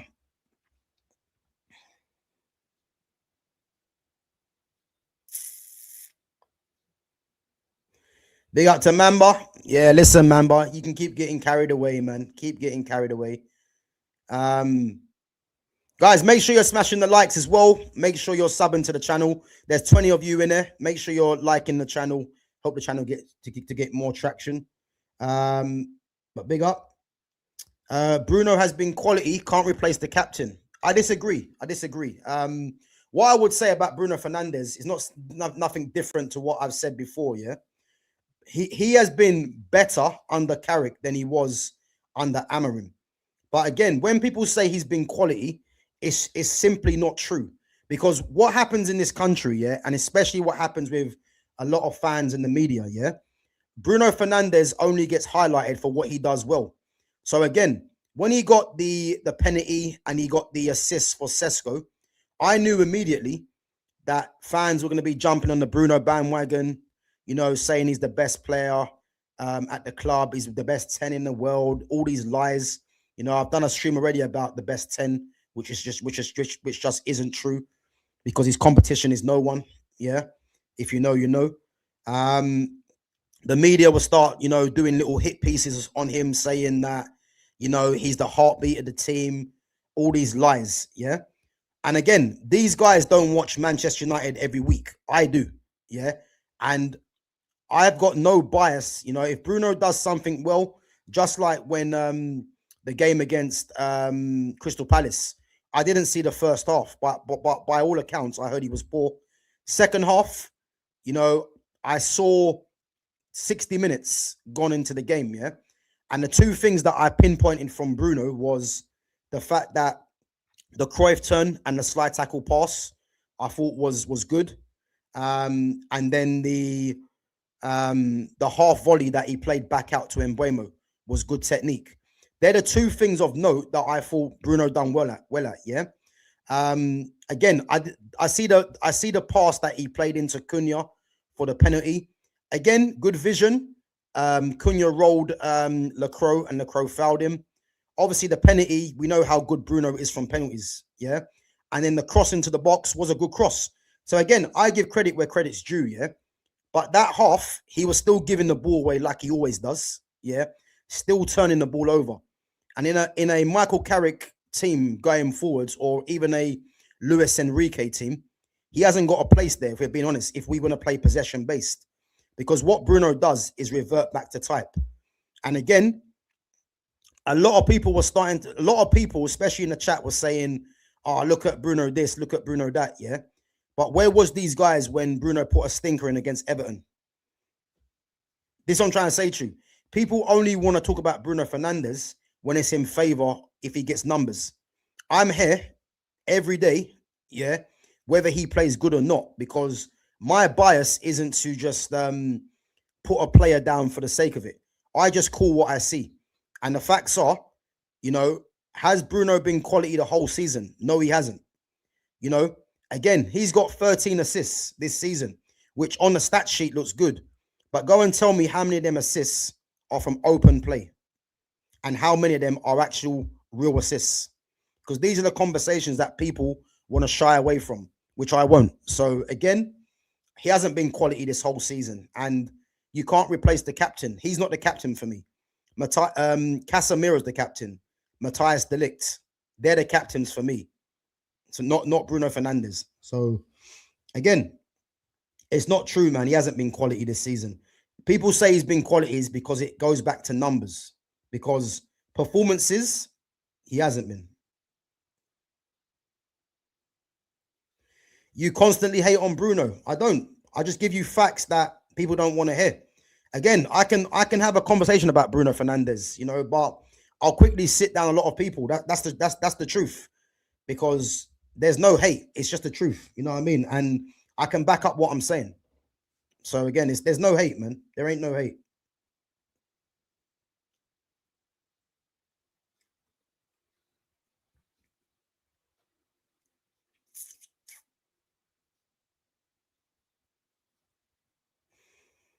Is that Stuttgart, El Canuche? Yeah? Cool.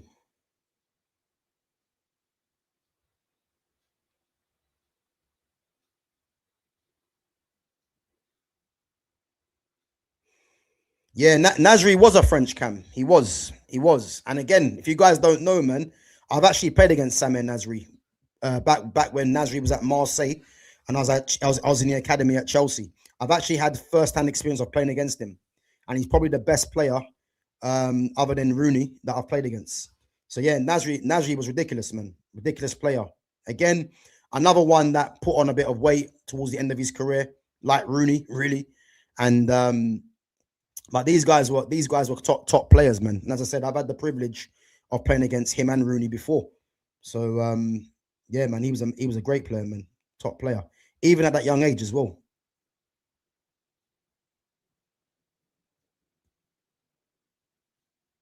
Gav, name a player that has played for Real Madrid, United, and Como.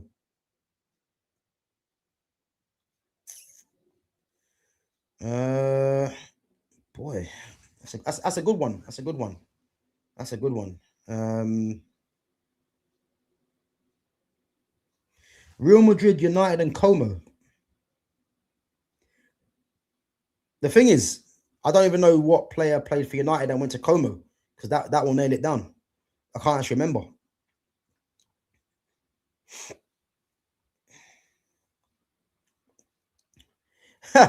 Did Bruno reject an autograph from you, Gav? Nah, man, I wouldn't ask for his autograph. I only ask autographs from top players, man. So yeah, it wouldn't happen. It wouldn't happen. I wouldn't want his autograph. That's the truth. That's the truth. I wouldn't want his autograph. Why would I want his autograph? You know what I mean? As I said, I just call what I see, man. I don't follow the majority opinion. I never have, never will. You know, I've got too much experience from playing, watching, and coaching to be tricked or to be, you know, swayed by the majority. You know, that's never going to happen on there. You'll always get my honest opinion. You know, I had some guy the other day telling me, you know, that I'm trying to rage bait. The facts are, I'm not from an era of rage baiting anyway. Yeah. And why would I want to rage bait? Because, you know, because we're not saying the same thing. The facts are, I don't rate Bruno's. It's just that simple. I've seen too many top players to rate Bruno Fernandes, and it's not going to change, unfortunately. You know, I'll praise what he does well, and I'll criticize what he does bad. It's that simple. You know what I mean? He's elite, but best 10 in the world is stretching. But again, when people are saying Bruno's elite, yeah, you have to understand, yeah, that, and I've spoke about this already, there ain't many teams that play the number 10. You know, in the Premier League, there's only 4 players that play as predominantly number 10s consistently, and they're all English. Kiernan Dewsbury-Hall, Morgan Gibbs-White, Cole Palmer, and Emil Smith-Rowe.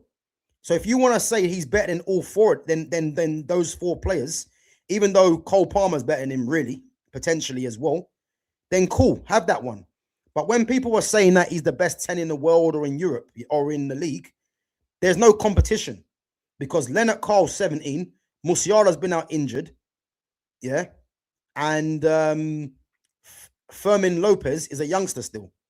So there's no competition. But people don't do their research. They just throw things out there, and because the majority like Bruno Fernandes, they just run with it. That's not going to happen on there. So again, when people are saying he's the best 10 in the world, it's just simply not true, or it's false information. Because if you go and do your research, you'll realize that not many teams play with a number 10 no more, because that era's gone. If you was to say he's the best number 10 ever, yeah, it's nonsense, but there's more of an argument, because then we can start going to the likes of Bergkamp, Del Piero, Totti, Zidane, Ronaldinho, Pablo Aimar, Juan Roman Riquelme. No, there's loads more players. Di Canio. And you'll find out that he's bottom every time out of all them. But he probably got better numbers than all them. That's the truth.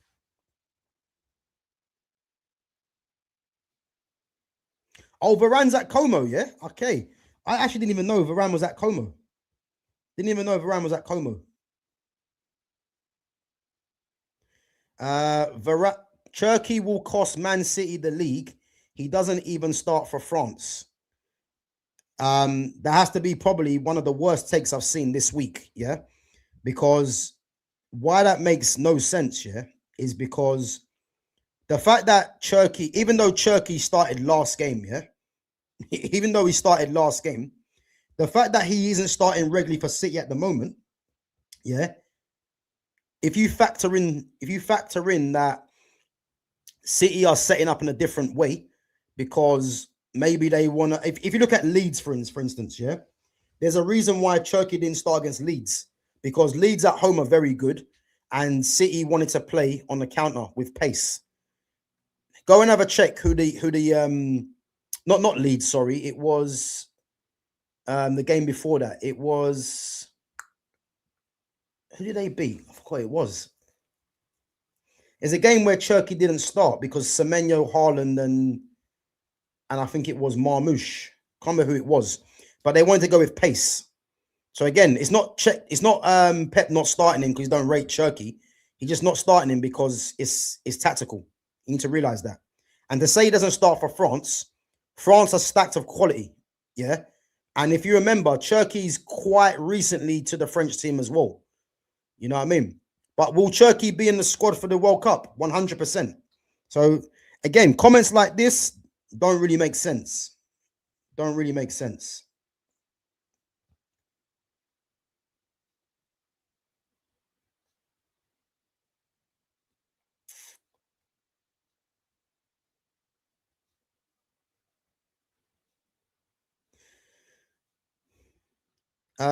Must admit, the 100 goals and assists isn't too shabby. Yeah, but again, like it's good for Bruno, but who cares about that? Like, he's got better numbers probably than Zidane, than a lot of them players. But what does that mean? Like, are we going to start saying that he's better than Zidane? Come on, man. Oh, Mario Götze. Listen, Mario Götze was one of my favorite players. Again, this is a guy that's a number 10. If anyone knows that Borussia Dortmund team, yeah, with Mario Götze in the 10, Marco Reus on the left, Lewandowski, Gundogan, I think Aubameyang was on the right, or it might have been Blazakowski, I can't remember, or a guy called Kevin Grosskreutz, I can't remember. But they had a serious team, man. Mats Hummels and Neven Subotic, Schmelzer at left back, Piszczek at right back. I think Weidenfeller was in goal. But yeah, the midfield was Gundogan and Lars Bender. No, Sven Bender, I think it was, the brother. And then Götze in the 10, Royce, Lewandowski. Listen, that team was under Klopp, yeah. That team was ridiculous. And that team won the Bundesliga as well. That's the same team also that got beat by Bayern Munich in the Champions League final, I believe, as well. So, yeah, Mario Götze, man, what a player. Shame he didn't hit the heights, but World Cup winner, Champions League winner, you know what I mean? Not Champions League winner, sorry. World Cup winner and Bundesliga winner. But Götze didn't play for Roma. He didn't. You're thinking of Paulo Dybala. Yeah, Götze's at Eintracht Frankfurt now. He was at Dortmund, Bayern, and now he's at Eintracht Frankfurt.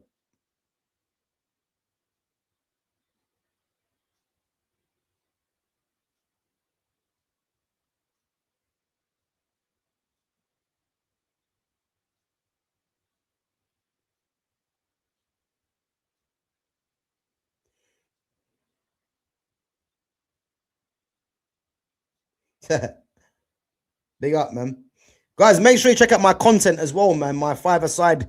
I got some five-a-side clips on there, just some goals and some great plays that I do on there as well, man. So if you guys get a chance, man, check out my playlist. And it might be under collaborations, I'm not too sure. Or it might be under Gav Gozin's great goals. I can't remember. But yeah, check that out, man. I got some stuff on there as well.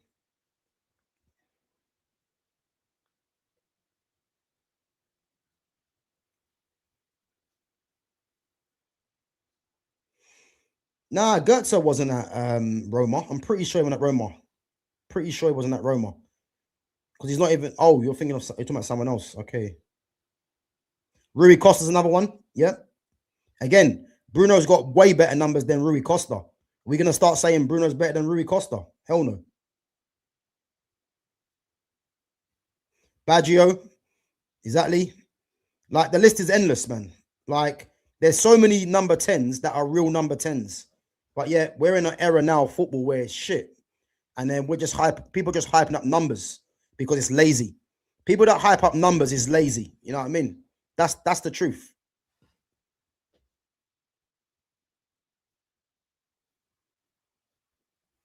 Big up to Rodney. Cherky's that type of player you need in the title race. That guy can chip in at the right time because of his technical quality. And this is what I'm trying to say, Rodney, yeah? This is why I like comments like this, yeah? Because the fact that you've mentioned he's got technical quality, yeah? This goes amiss. Because the fact that, you know, I think it was Liontown that said Pep doesn't start Cherky and, you know, he won't start for France, yeah? I don't know what that means anyway, yeah? But players like Cherky will always find their way because they're just high in ability. If anyone remembers the goal that City scored against Leeds, where Semenyo scored the goal, go and have a look who started that move off. Go and have a look at the ball that was played to Nwaneri. These are the kind of things that people don't look at because it's all about numbers, and people think numbers are the be all and end all of football, which is not. You know what I mean? But big up for the comment as well.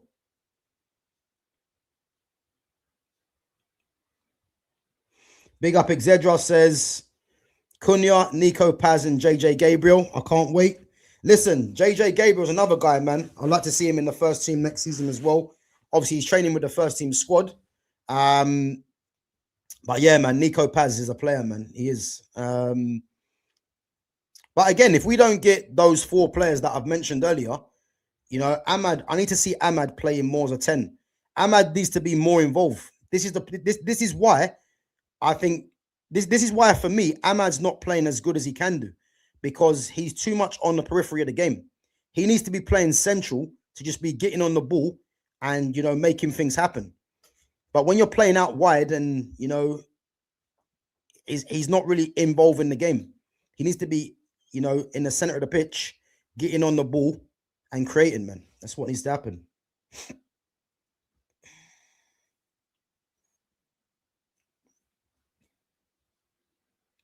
Gab, do you have a reasoning or theory behind why world-class players have become a lot more rare compared to other areas?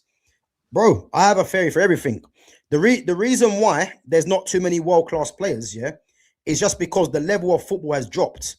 And this is why you get people talking about numbers.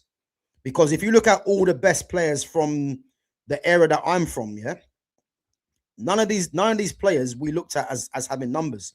Then the actual numbers conversation has come about because of Messi and Ronaldo. And that's nothing against Messi and Ronaldo, but in a funny way, they've actually ruined football. Because what happens now is that you can have players that have poor performances, but if they're hitting ridiculous GA, as they call it now, these players just get hyped up. And that's the problem in football right now. I look at, if you look at, for instance, look at, and I've always mentioned this, look at the striker market right now.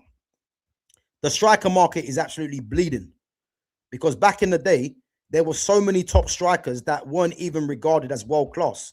They were just regarded as just good strikers, top strikers. But now you can see how bad it is now, because if you was to say, who are the top strikers in world football right now? The only real top-class striker right now is Harry Kane. And that's because Harry Kane's high on quality and gets numbers. They'll put Erling Haaland in there, not for his quality, but for his numbers. And then you get players like Mbappe. Mbappe's not even a striker anyway, he's a left winger, but he'll be put into conversations because of his numbers. Lewandowski is in the Harry Kane mode, but Lewandowski's getting on. You know what I mean? But you'd probably say Harry Kane, Lewandowski. Other than that, you've got players that still have to show things, or players that, you're not sure about. And this is why someone like Joshua Zirkzee, Joshua Zirkzee is a top footballer. But what happens with Joshua Zirkzee is that people don't care about him, the footballer. They just care about how many goals is he getting. You know what I mean? Because that's how the game's become. And again, because Messi and Ronaldo put up insane numbers, this is why you're getting people now getting written off, because they're not hitting numbers like Messi or Ronaldo, or consistently like that. This is why when we spoke yesterday with Jonas, who's a Liverpool fan, when I mentioned Mo Salah. Now, the very fact that Mo Salah really hasn't got a goal in 10 games, his longest run, and really and truly his general game's poor, that might be a surprise to many, not to me, because you should never judge a player off of how many goals they're getting. What's the quality they're showing on a regular basis? And Mo Salah is a prime example. The fact that he's struggling right now isn't a surprise, because the physicality is gone, the pace is gone, and you're getting to see just how of an average footballer he really is. The difference is he hasn't got the goals to hide behind now. That's the truth. People don't want to hear it because these players, have been put in the media in our faces. But this is the truth, unfortunately. So big up to Rodney, man. The game's massively dropped. It was, I think yesterday, wasn't it? Arnold Slot that mentioned something, saying that, I can't remember word for word, but he mentioned something along the lines of, like, a big Premier League game is now being decided by set pieces. That just tells you all you need to know, how bad the game is. A game like that, Chelsea and Arsenal throughout the past, you would have said that might have been a top 4 battle, maybe a Premier League title battle. That's being decided by set pieces. That's how bad the game is gone now. There's not too much quality in this era of football. The quality comes from the likes of Lamine Yamal, Pedri, Frankie de Jong, those three especially. It comes from Vitinha, Ousmane Dembele, Kvaratskhelia, Nuno Mendes, Hakimi, It comes from Harry Kane, Michael Elise, the youngsters they got coming through, Leonard Cole, Musiala. You know, it comes from Reece James, Cole Palmer, Moises Caicedo. You see what I mean? Rodri, Ryan Cherky. You know, this I'm trying to say to you. The quality of and there's obviously a few more players as well. You know, the likes of Ahmad, Xerxes. You know what I mean? These guys are high in quality. Kobe Minu, but criminally criticized. It just shows you, innit, that the game's gone, man. That's what it is.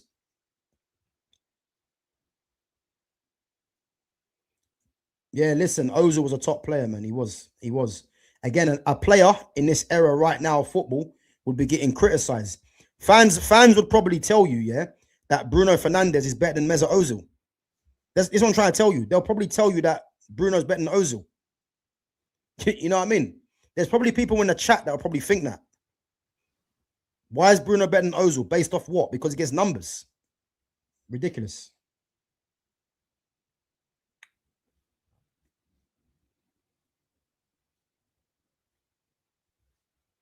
Yeah, big up, Exedra, bro. 100%. 100%. Guys, make sure we're smashing them likes. And make sure if you're new in there, you sub to the channel as well.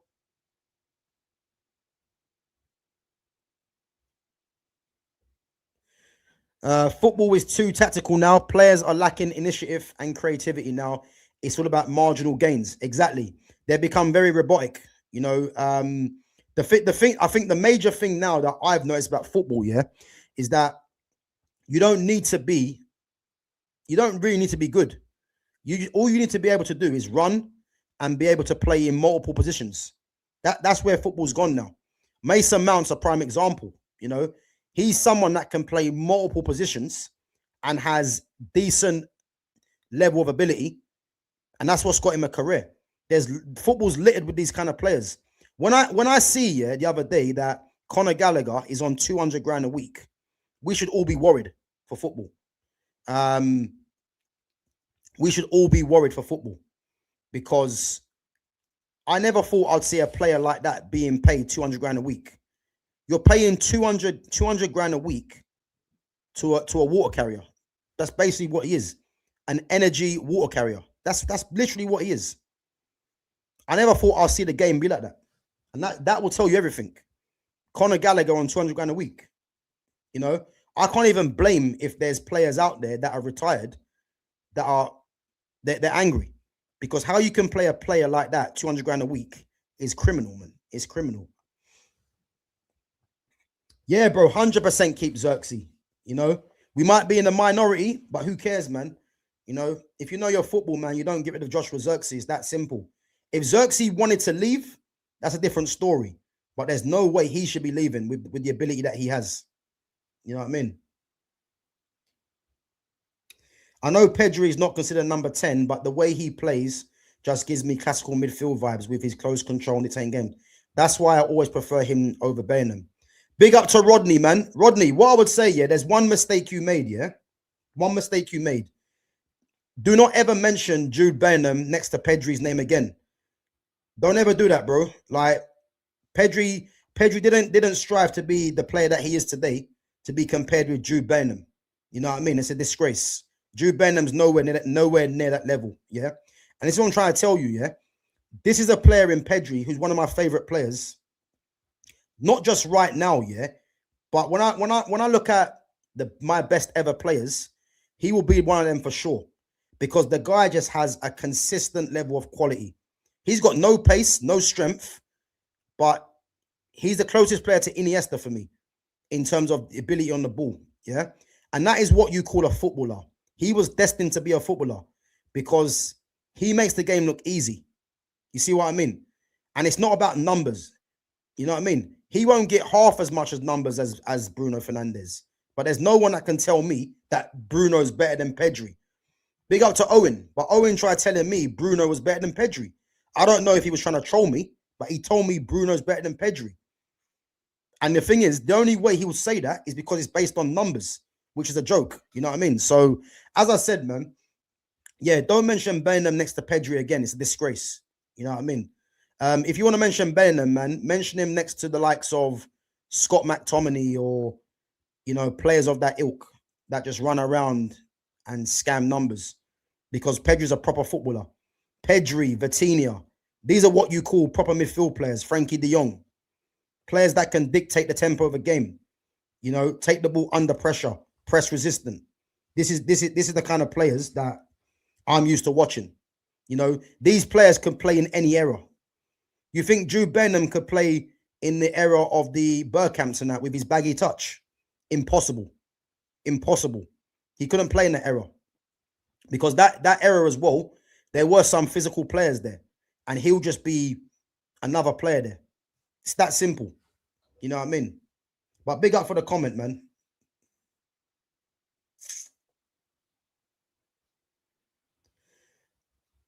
Nico Paz and Guler ain't coming.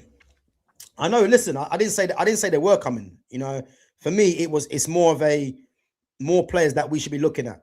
You know what I mean? I'd love them to be players that we target, but again, it's more out of hope than obviously knowing that they're going to come. If I'm honest. Do you think NDI can be a top 10 all-time streets won't forget player?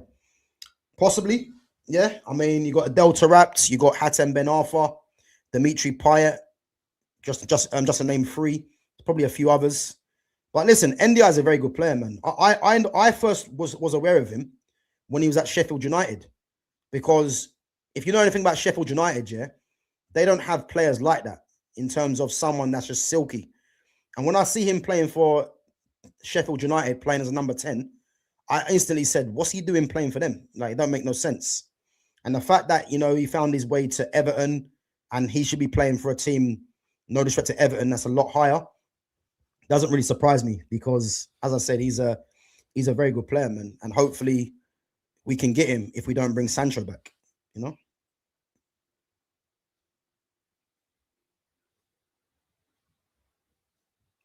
Yeah, listen, Pedri's the best midfielder in the world. He is. He is. I've said this for time. If I'm looking at the three best midfielders in the world right now, Moises Caicedo, Pedri, and Vitinha, in no order. Those three are the top three for me right now. People try to throw in Declan Rice. Like, it's embarrassing, man. Declan Rice in the top three best midfielders in the world. He's not even the best midfielder in the league. You know what I mean? It's crazy, man. Like, but this is football for you now, isn't it? Players that run around are getting more credit than actual ball players. This is the problem. Yeah, and there you go. Modern football cares about GA or physical. That's the problem, you know. And I have a good vantage point to say that, because, as I said to you, like, I've been in the academy at both Chelsea and Tottenham, and it was very prevalent there. A lot of the players that they chose was because they were physical athletes that ran around, and I've been the beneficiary of being on the other side of that. So when I'm talking the way I do, is because I'm talking from experience in what I've viewed. This country focuses too much on the wrong things, you know, and this isn't just like a new thing, yeah. This goes back to the England team of old, you know. If you look at the fact that they were trying to push through the likes of Gabby Agbonlahor, Theo Walcott, even Emil Heskey, I'm pretty sure there's a few others. There's a reason why these players were fast-tracked into the England, because it was about pace and strength. You know what I mean? And obviously now things have changed because they're trying to bring through more technical players. The problem is these countries, England, are too far behind these other countries, because we're Spain, we're France, you know, we're like the Dutch, you know, Brazil, Argentina, where these guys were more focused on bringing through the ballers. England are now playing catch up.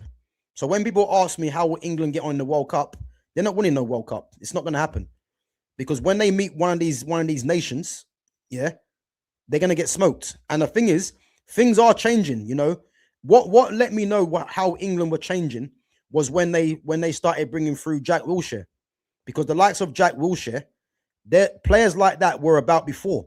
but they changed something in terms of how they saw players. Now you see Walton, now you see Foden, Cole Palmer, you know, Cobby.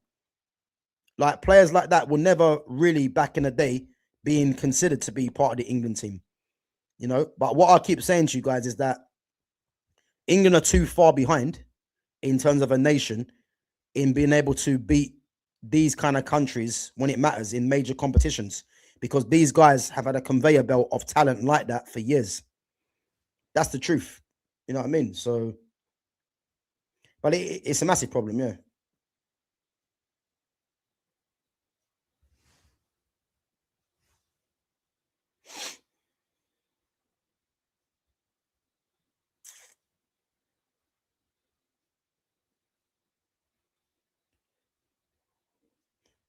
Yeah, big up Clockenders. Guys, like the stream, man. There's 18 of you in at the moment.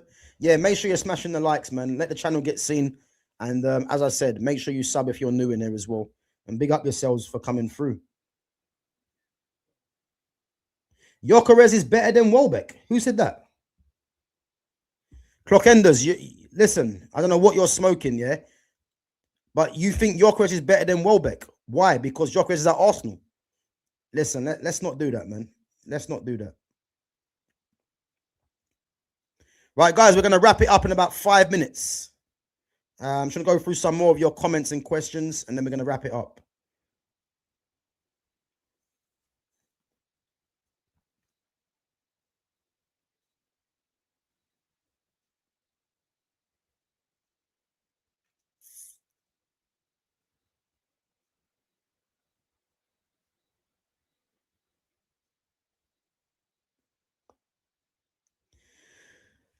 Everyone just rates box-to-box midfielders over playmakers. That's why they try to throw Rice and Bainham in top 3 debates. But what it is as well, Michael, yeah. I don't think this is predominantly on the continent. This is an English bias, because the majority of English fans rate Declan Rice and Jude Bellingham. And again, a lot of it's not based on quality. A lot of it is based on they feel more closer to them players because it's heart and passion. And I've been talking about this for time. Because these guys display a heart and passion that a lot of like the average football fan that don't really know what they're watching can relate to. That's why they think they're good. But they're not really rated on the continent. You know what I mean? Do I believe that, you know, in Spain, they rate Jude Bellingham the way that this country rates Bellingham? Hell no. The same with Declan Rice. I don't think they don't rate players like that in comparison to what's going on in this country. I'm pretty sure of that. You know, because these guys have got Lamine Yamal, they've got Pedri. So a Declan Rice and a Jude Bellingham is not up their street. You know what I mean? So it's just England, because this country is earmarked as the best league in the world, which it isn't. Yeah, it's by far it's far from being the best league in the world. It's the most, you would say, competitive, most entertaining, because there's teams that can beat anyone. But in terms of quality, it's one of the worst. You know what I mean? It's one of the worst. That's the truth. But yeah, the fact that Bellingham and Rice get into top 3 debates, that's a sign of how much football's dropped off. Yeah, that's the truth.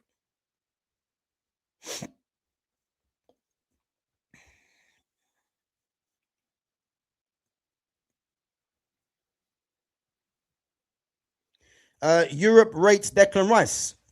Well, give us who rates Declan Rice then. Give us the names who rates Declan Rice, because I'll tell you this for free, yeah? If he was to leave Arsenal, none of the top teams would buy him. PSG wouldn't buy him. Real Madrid wouldn't buy him. Barcelona wouldn't buy him. Bayern Munich, maybe. So again, the whole of Europe rates him. Don't know where that's coming from. That just seems made up to me, Clockenders. The same way that you told me that Saka's top 10 in the world. It's things like that, really, you know. So let's not do that, man.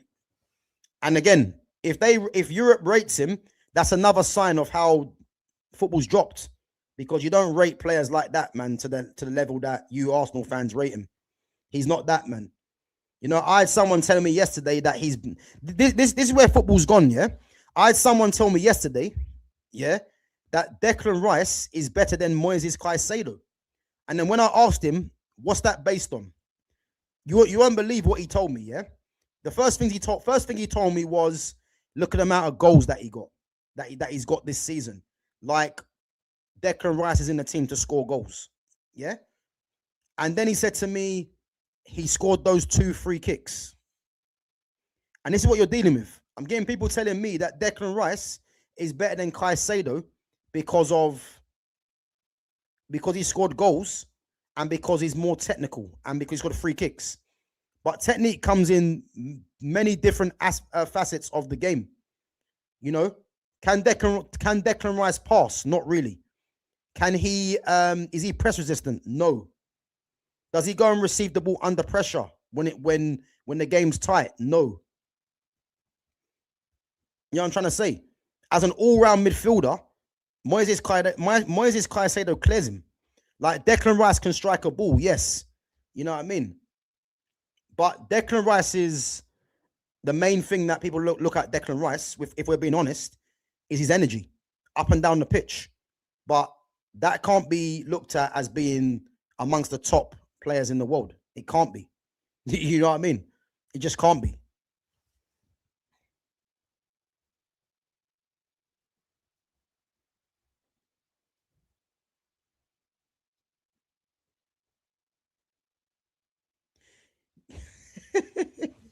Gav, will Noni Madueke and Calvert-Lewin make the England squad? Boy, if Madueke makes the England squad after scoring 1 league goal, then there's no point England turning up. I'll be honest. But no, I don't think he makes it. I think there's too many players in his position that will go ahead of him. And Calvert-Lewin's got a good chance to be back up to Harry Kane.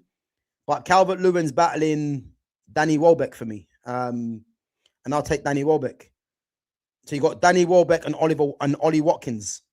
You know, Ivan Toney should be there, but obviously he's playing in Saudi, so that might go against him. But Calvert-Lewin's in the contention with Welbeck, Watkins, and maybe Toney. So I'm not Madueke. I don't think makes it, even though Tuchel does like Madueke. So you never know, man. You never know. That's why I'm looking forward to this England squad. But let's see what happens. Gav, predict the teams you think that will make the Champions League semi-finals. Barcelona.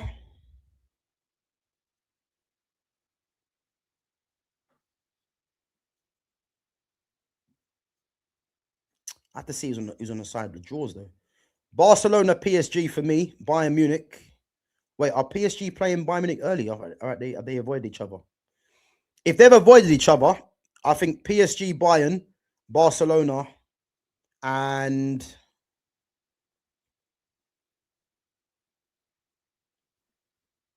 I'm not sure who's on the other side of the draw.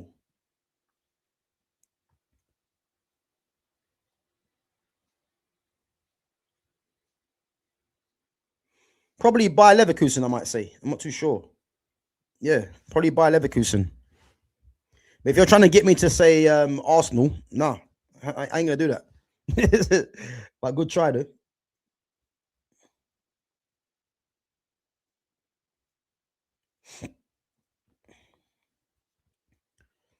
So he's better than Caicedo, yeah? He is better than Caicedo. Has been so far away from Rice since the first. That don't make no sense. So he's better. Caicedo has been so far away from Rice since that first game between us and Chelsea. But that makes no sense. That's not telling us why he's better than Caicedo. That's just words. We can all do words, you know. We can all do words.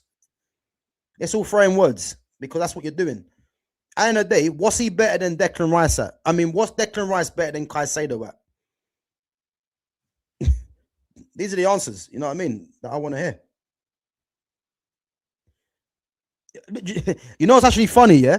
Fitz, I didn't even see your comment, yeah? But that's the exact 4 teams that I said. I didn't even see your comment.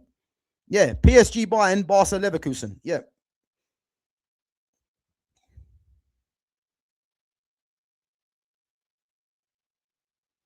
Yeah, listen, Declan Rice has probably got the best set piece in world football right now. But what does that mean? That's just one facet of the game. You know what I mean? What are we doing here?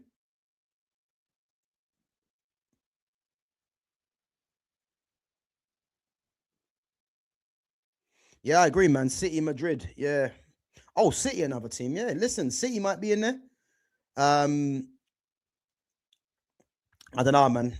PSG and Bayern might take some beating. City could be there with PSG. I'd like to see a Man City PSG game, to be fair. I think that would be good. So Bayern would first have to play Real Madrid or Man City. You know what? I'm gonna say I think Man City might do it. You know, I think they might get to semi-finals, but a lot of it might depend on what's happening in the league as well. Big up, guys. Make sure we're hitting them likes as well. Yeah, mods. Make sure you're getting people to like the stream as well. We've been going for 2 hours and 10 minutes. We're gonna wrap it up in about 5 minutes. Once I go through some more of the chat.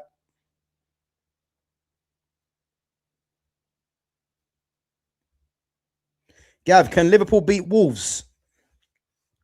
So on our prediction yesterday, I said the fact that Wolves are in good form, yeah, I could see possibly a draw, you know, possibly a draw. But if Liverpool have any aspirations of making Champions League football, then they need to win the game, man. I mean, I can see people saying them to win. I got a feeling for a draw tonight, you know. I got for a draw, you know. But it wouldn't surprise me if Liverpool do win. But I think the fact that Wolves have been in decent form, they could nick a draw. But what I would say, if Liverpool score first, then I think they win the game.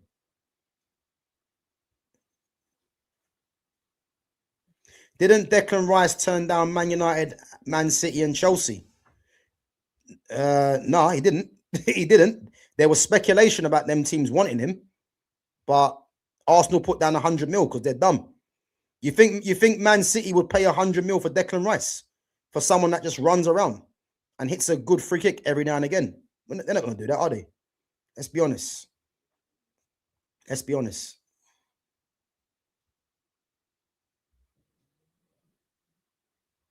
Eight games to go after Brighton. The games are running out for you boys. Mamba, listen, that's going to be the exact thing, yeah, that we're going to be saying to you. I promise, yeah? Because it might be 8 games for you after Brighton, but you're forgetting one major thing, yeah? Or sorry, 2. City have a game in hand, and they got to play you at home. So all this chat you're doing, yeah, keep it coming, man. I'm here for it. I'm enjoying it because the tears are going to be biblical at the end of the season for you. I promise.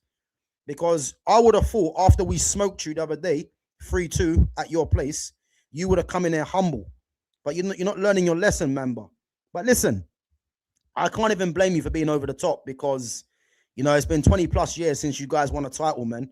And as I said, man, you guys can be excited all you want because it's going to come crashing down. As I said, you guys are playing Brighton tomorrow, yeah? I'm expecting a draw. And if you draw the game, you're finished.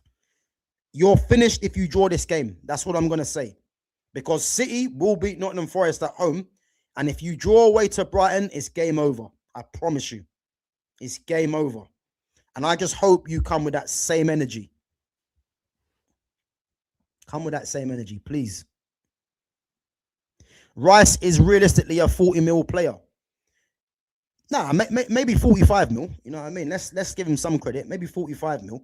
What I would say about Declan Rice, yeah, in a serious era of football with the way that he plays, he's a 50 million player max. Max. That's it. 100 million on a guy that hits a good corner and runs around is crazy. It doesn't make any sense. No sense whatsoever, but you'd promise we'd lose 7 of the past 8 games, mate.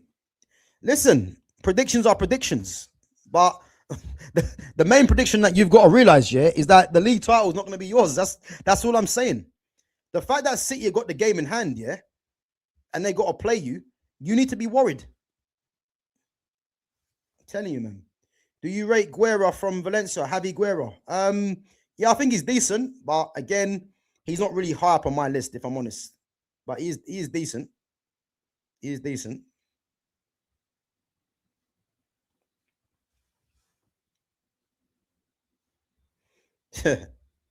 Rice is Mark Noble levels, you know. Yeah, again, another guy that played. That was my age group there when I was back at Chelsea, when he was at West Ham. Just play against him regularly, even Sunday League as well. Funny enough. So yeah, man. Crazy. I actually see him the other day. Funny enough. Yeah.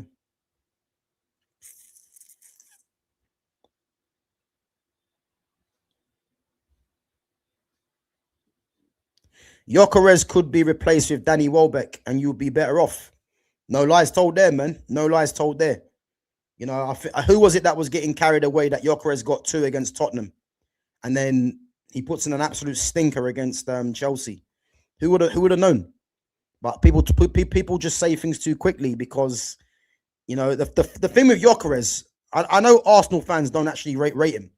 They're just doing it to try and save face because they know that, you know, he's under pressure, and if they don't win the league, when they don't win the league, should I say, you know, there's nowhere to hide.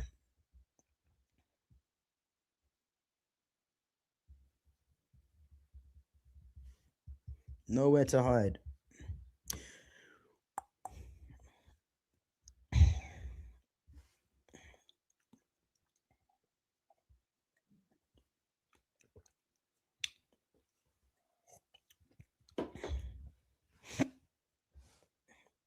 Carl Jenkinson, you know. So who is the worst player in your club's history for Arsenal? It's Carl Jenkinson. He was trash. Boy, listen, they got a few players there, man. They got Gyökeres, Jenkinson, Shamak, Igor Stepanovs. Igor Stepanovs, you know, that guy kills me. That name kills me. Gil Grimondi. Gil Grimondi. Who else is there? Who's the other clowns they've had at the back there? I forgot. There's someone else, man. Even if you want to bring it back, man, to Andy Linnigan and that. Remember Andy Linnigan? They've been struggling, that team, and I'm telling you. Christopher Ray, you know. Yeah, they've been struggling big time, man. Big time they've been struggling. Should England take Danny Welbeck to the World Cup? Yeah, for me they should. 100%. Put it this way, it wouldn't feel right for me, yeah, not having Danny Welbeck at the World Cup, but Gyökeres is there. It wouldn't look right. If Gyökeres goes to the World Cup for Sweden and Welbeck's not there, it's not acceptable for me.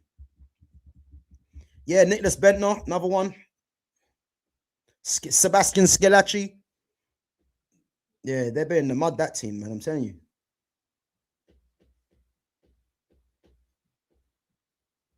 Justin Hoyt. Yeah, Justin Hoyt. You know what's mad now, yeah? You know what's mad? Obviously, Justin Hoyt, I remember him. I know obviously I know people that obviously I know his brother, you know what I mean? And obviously they're around the same kind of area as well. But yeah, listen, Justin Hoyt, man, he's better than Gyökeres, I'll tell you that. He had a better credit than Gyökeres.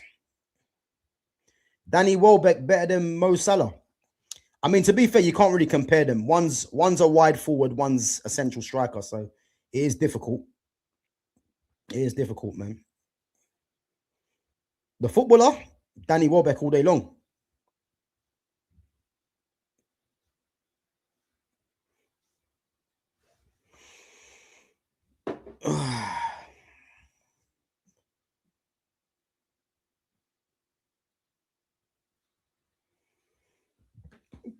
Right, guys, we're going to wrap it up anyway. Been going for 2 hours and 18 minutes. But big up to everyone coming through and contributing to the stream. As I said, guys, we are going to be back tomorrow at 8 p.m. in the evening. So there'll probably be there won't be any early stream tomorrow. So definitely be back tomorrow at 8 p.m. And obviously it's our all-time 11 that we're doing. So again, if you guys are not aware what the all-time 11 is, so I'm going through all the major clubs in Europe. So we've done Man United, we've done Arsenal last week, and it's going to be Liverpool. It's going to be Liverpool tomorrow. So be myself, Fitz, Jonas, who's a Liverpool fan, and Owen on tomorrow as well. So it'll be 4 of us, and basically it's just trying to devise an all-time 11 of the major clubs in Europe. So we're on England at the moment. We're going to go Once we finish doing the English league, we're going to go to La Liga, and then from La Liga to Germany, Bundesliga, and then to Serie A, and then Liga. So we're going to do all the major, as I say, major teams in European football. And we've got our list. And I must say, I've enjoyed doing this, but the Liverpool team, yes, it's been a struggle, man.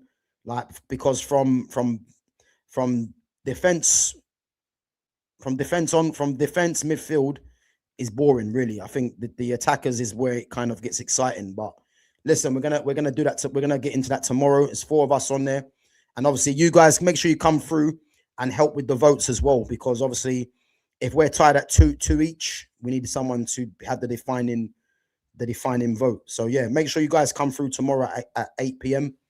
It'll be a good stream, and as I said, man, you got the games on tomorrow as well.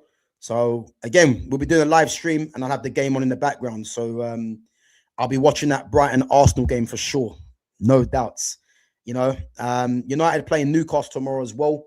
I'll have one eye on that as well. City, there's no point watching that because they're going to get the 3 points. But the Brighton Arsenal game, I'll be having my eyes on that. And again, hope you Arsenal fans are in the chat, and we see what you guys have got to say. But yeah, guys, big up to you guys anyway. Big up for the stream, for coming on and joining in. But yeah, make sure you smash the like button on your way out. Make sure you sub to the channel. Make sure you share the channel, and check out all the other content as well on there, which there's quite a lot there, guys. So go and check that out. And again, all my streams now, guys, have chapters on there. So if there's anything that you want to see me discuss just in general, you know, obviously they'll be in chapters. So this one will definitely be in chapters today at some point. So yeah, make sure you go and check that out if you want. And as I said, we are back tomorrow at 8 p.m. So keep an eye on the notifications to see when I go live. And yeah, make sure you guys come through, man. It's going to be a good stream tomorrow. And we'll see, you know, who makes the all-time Liverpool 11. But other than that, enjoy your Tuesday. And we'll catch you guys tomorrow, because it's going to be a big day of football. And as I said, man, let's see, because the title race, it could be well and truly over for Arsenal come tomorrow at 7:30. Because I tell you now, I can see them drawing the game, man. Don't say I didn't tell you. But big up yourselves. Make sure, guys, as well, you comment after the stream. Let me know what you think about the 4 players behind me as well, or if you think there's other players that could be in contention for us to sign to replace Bruno Fernandes. Again, he's not a player he's not a player that you have to replace. It could just be strengthening the midfield, or if you want to go and get a player that can play in the number 10 in where he plays. Let me know in the comments after the stream's ended, and enjoy the rest of your Tuesday. Take it easy.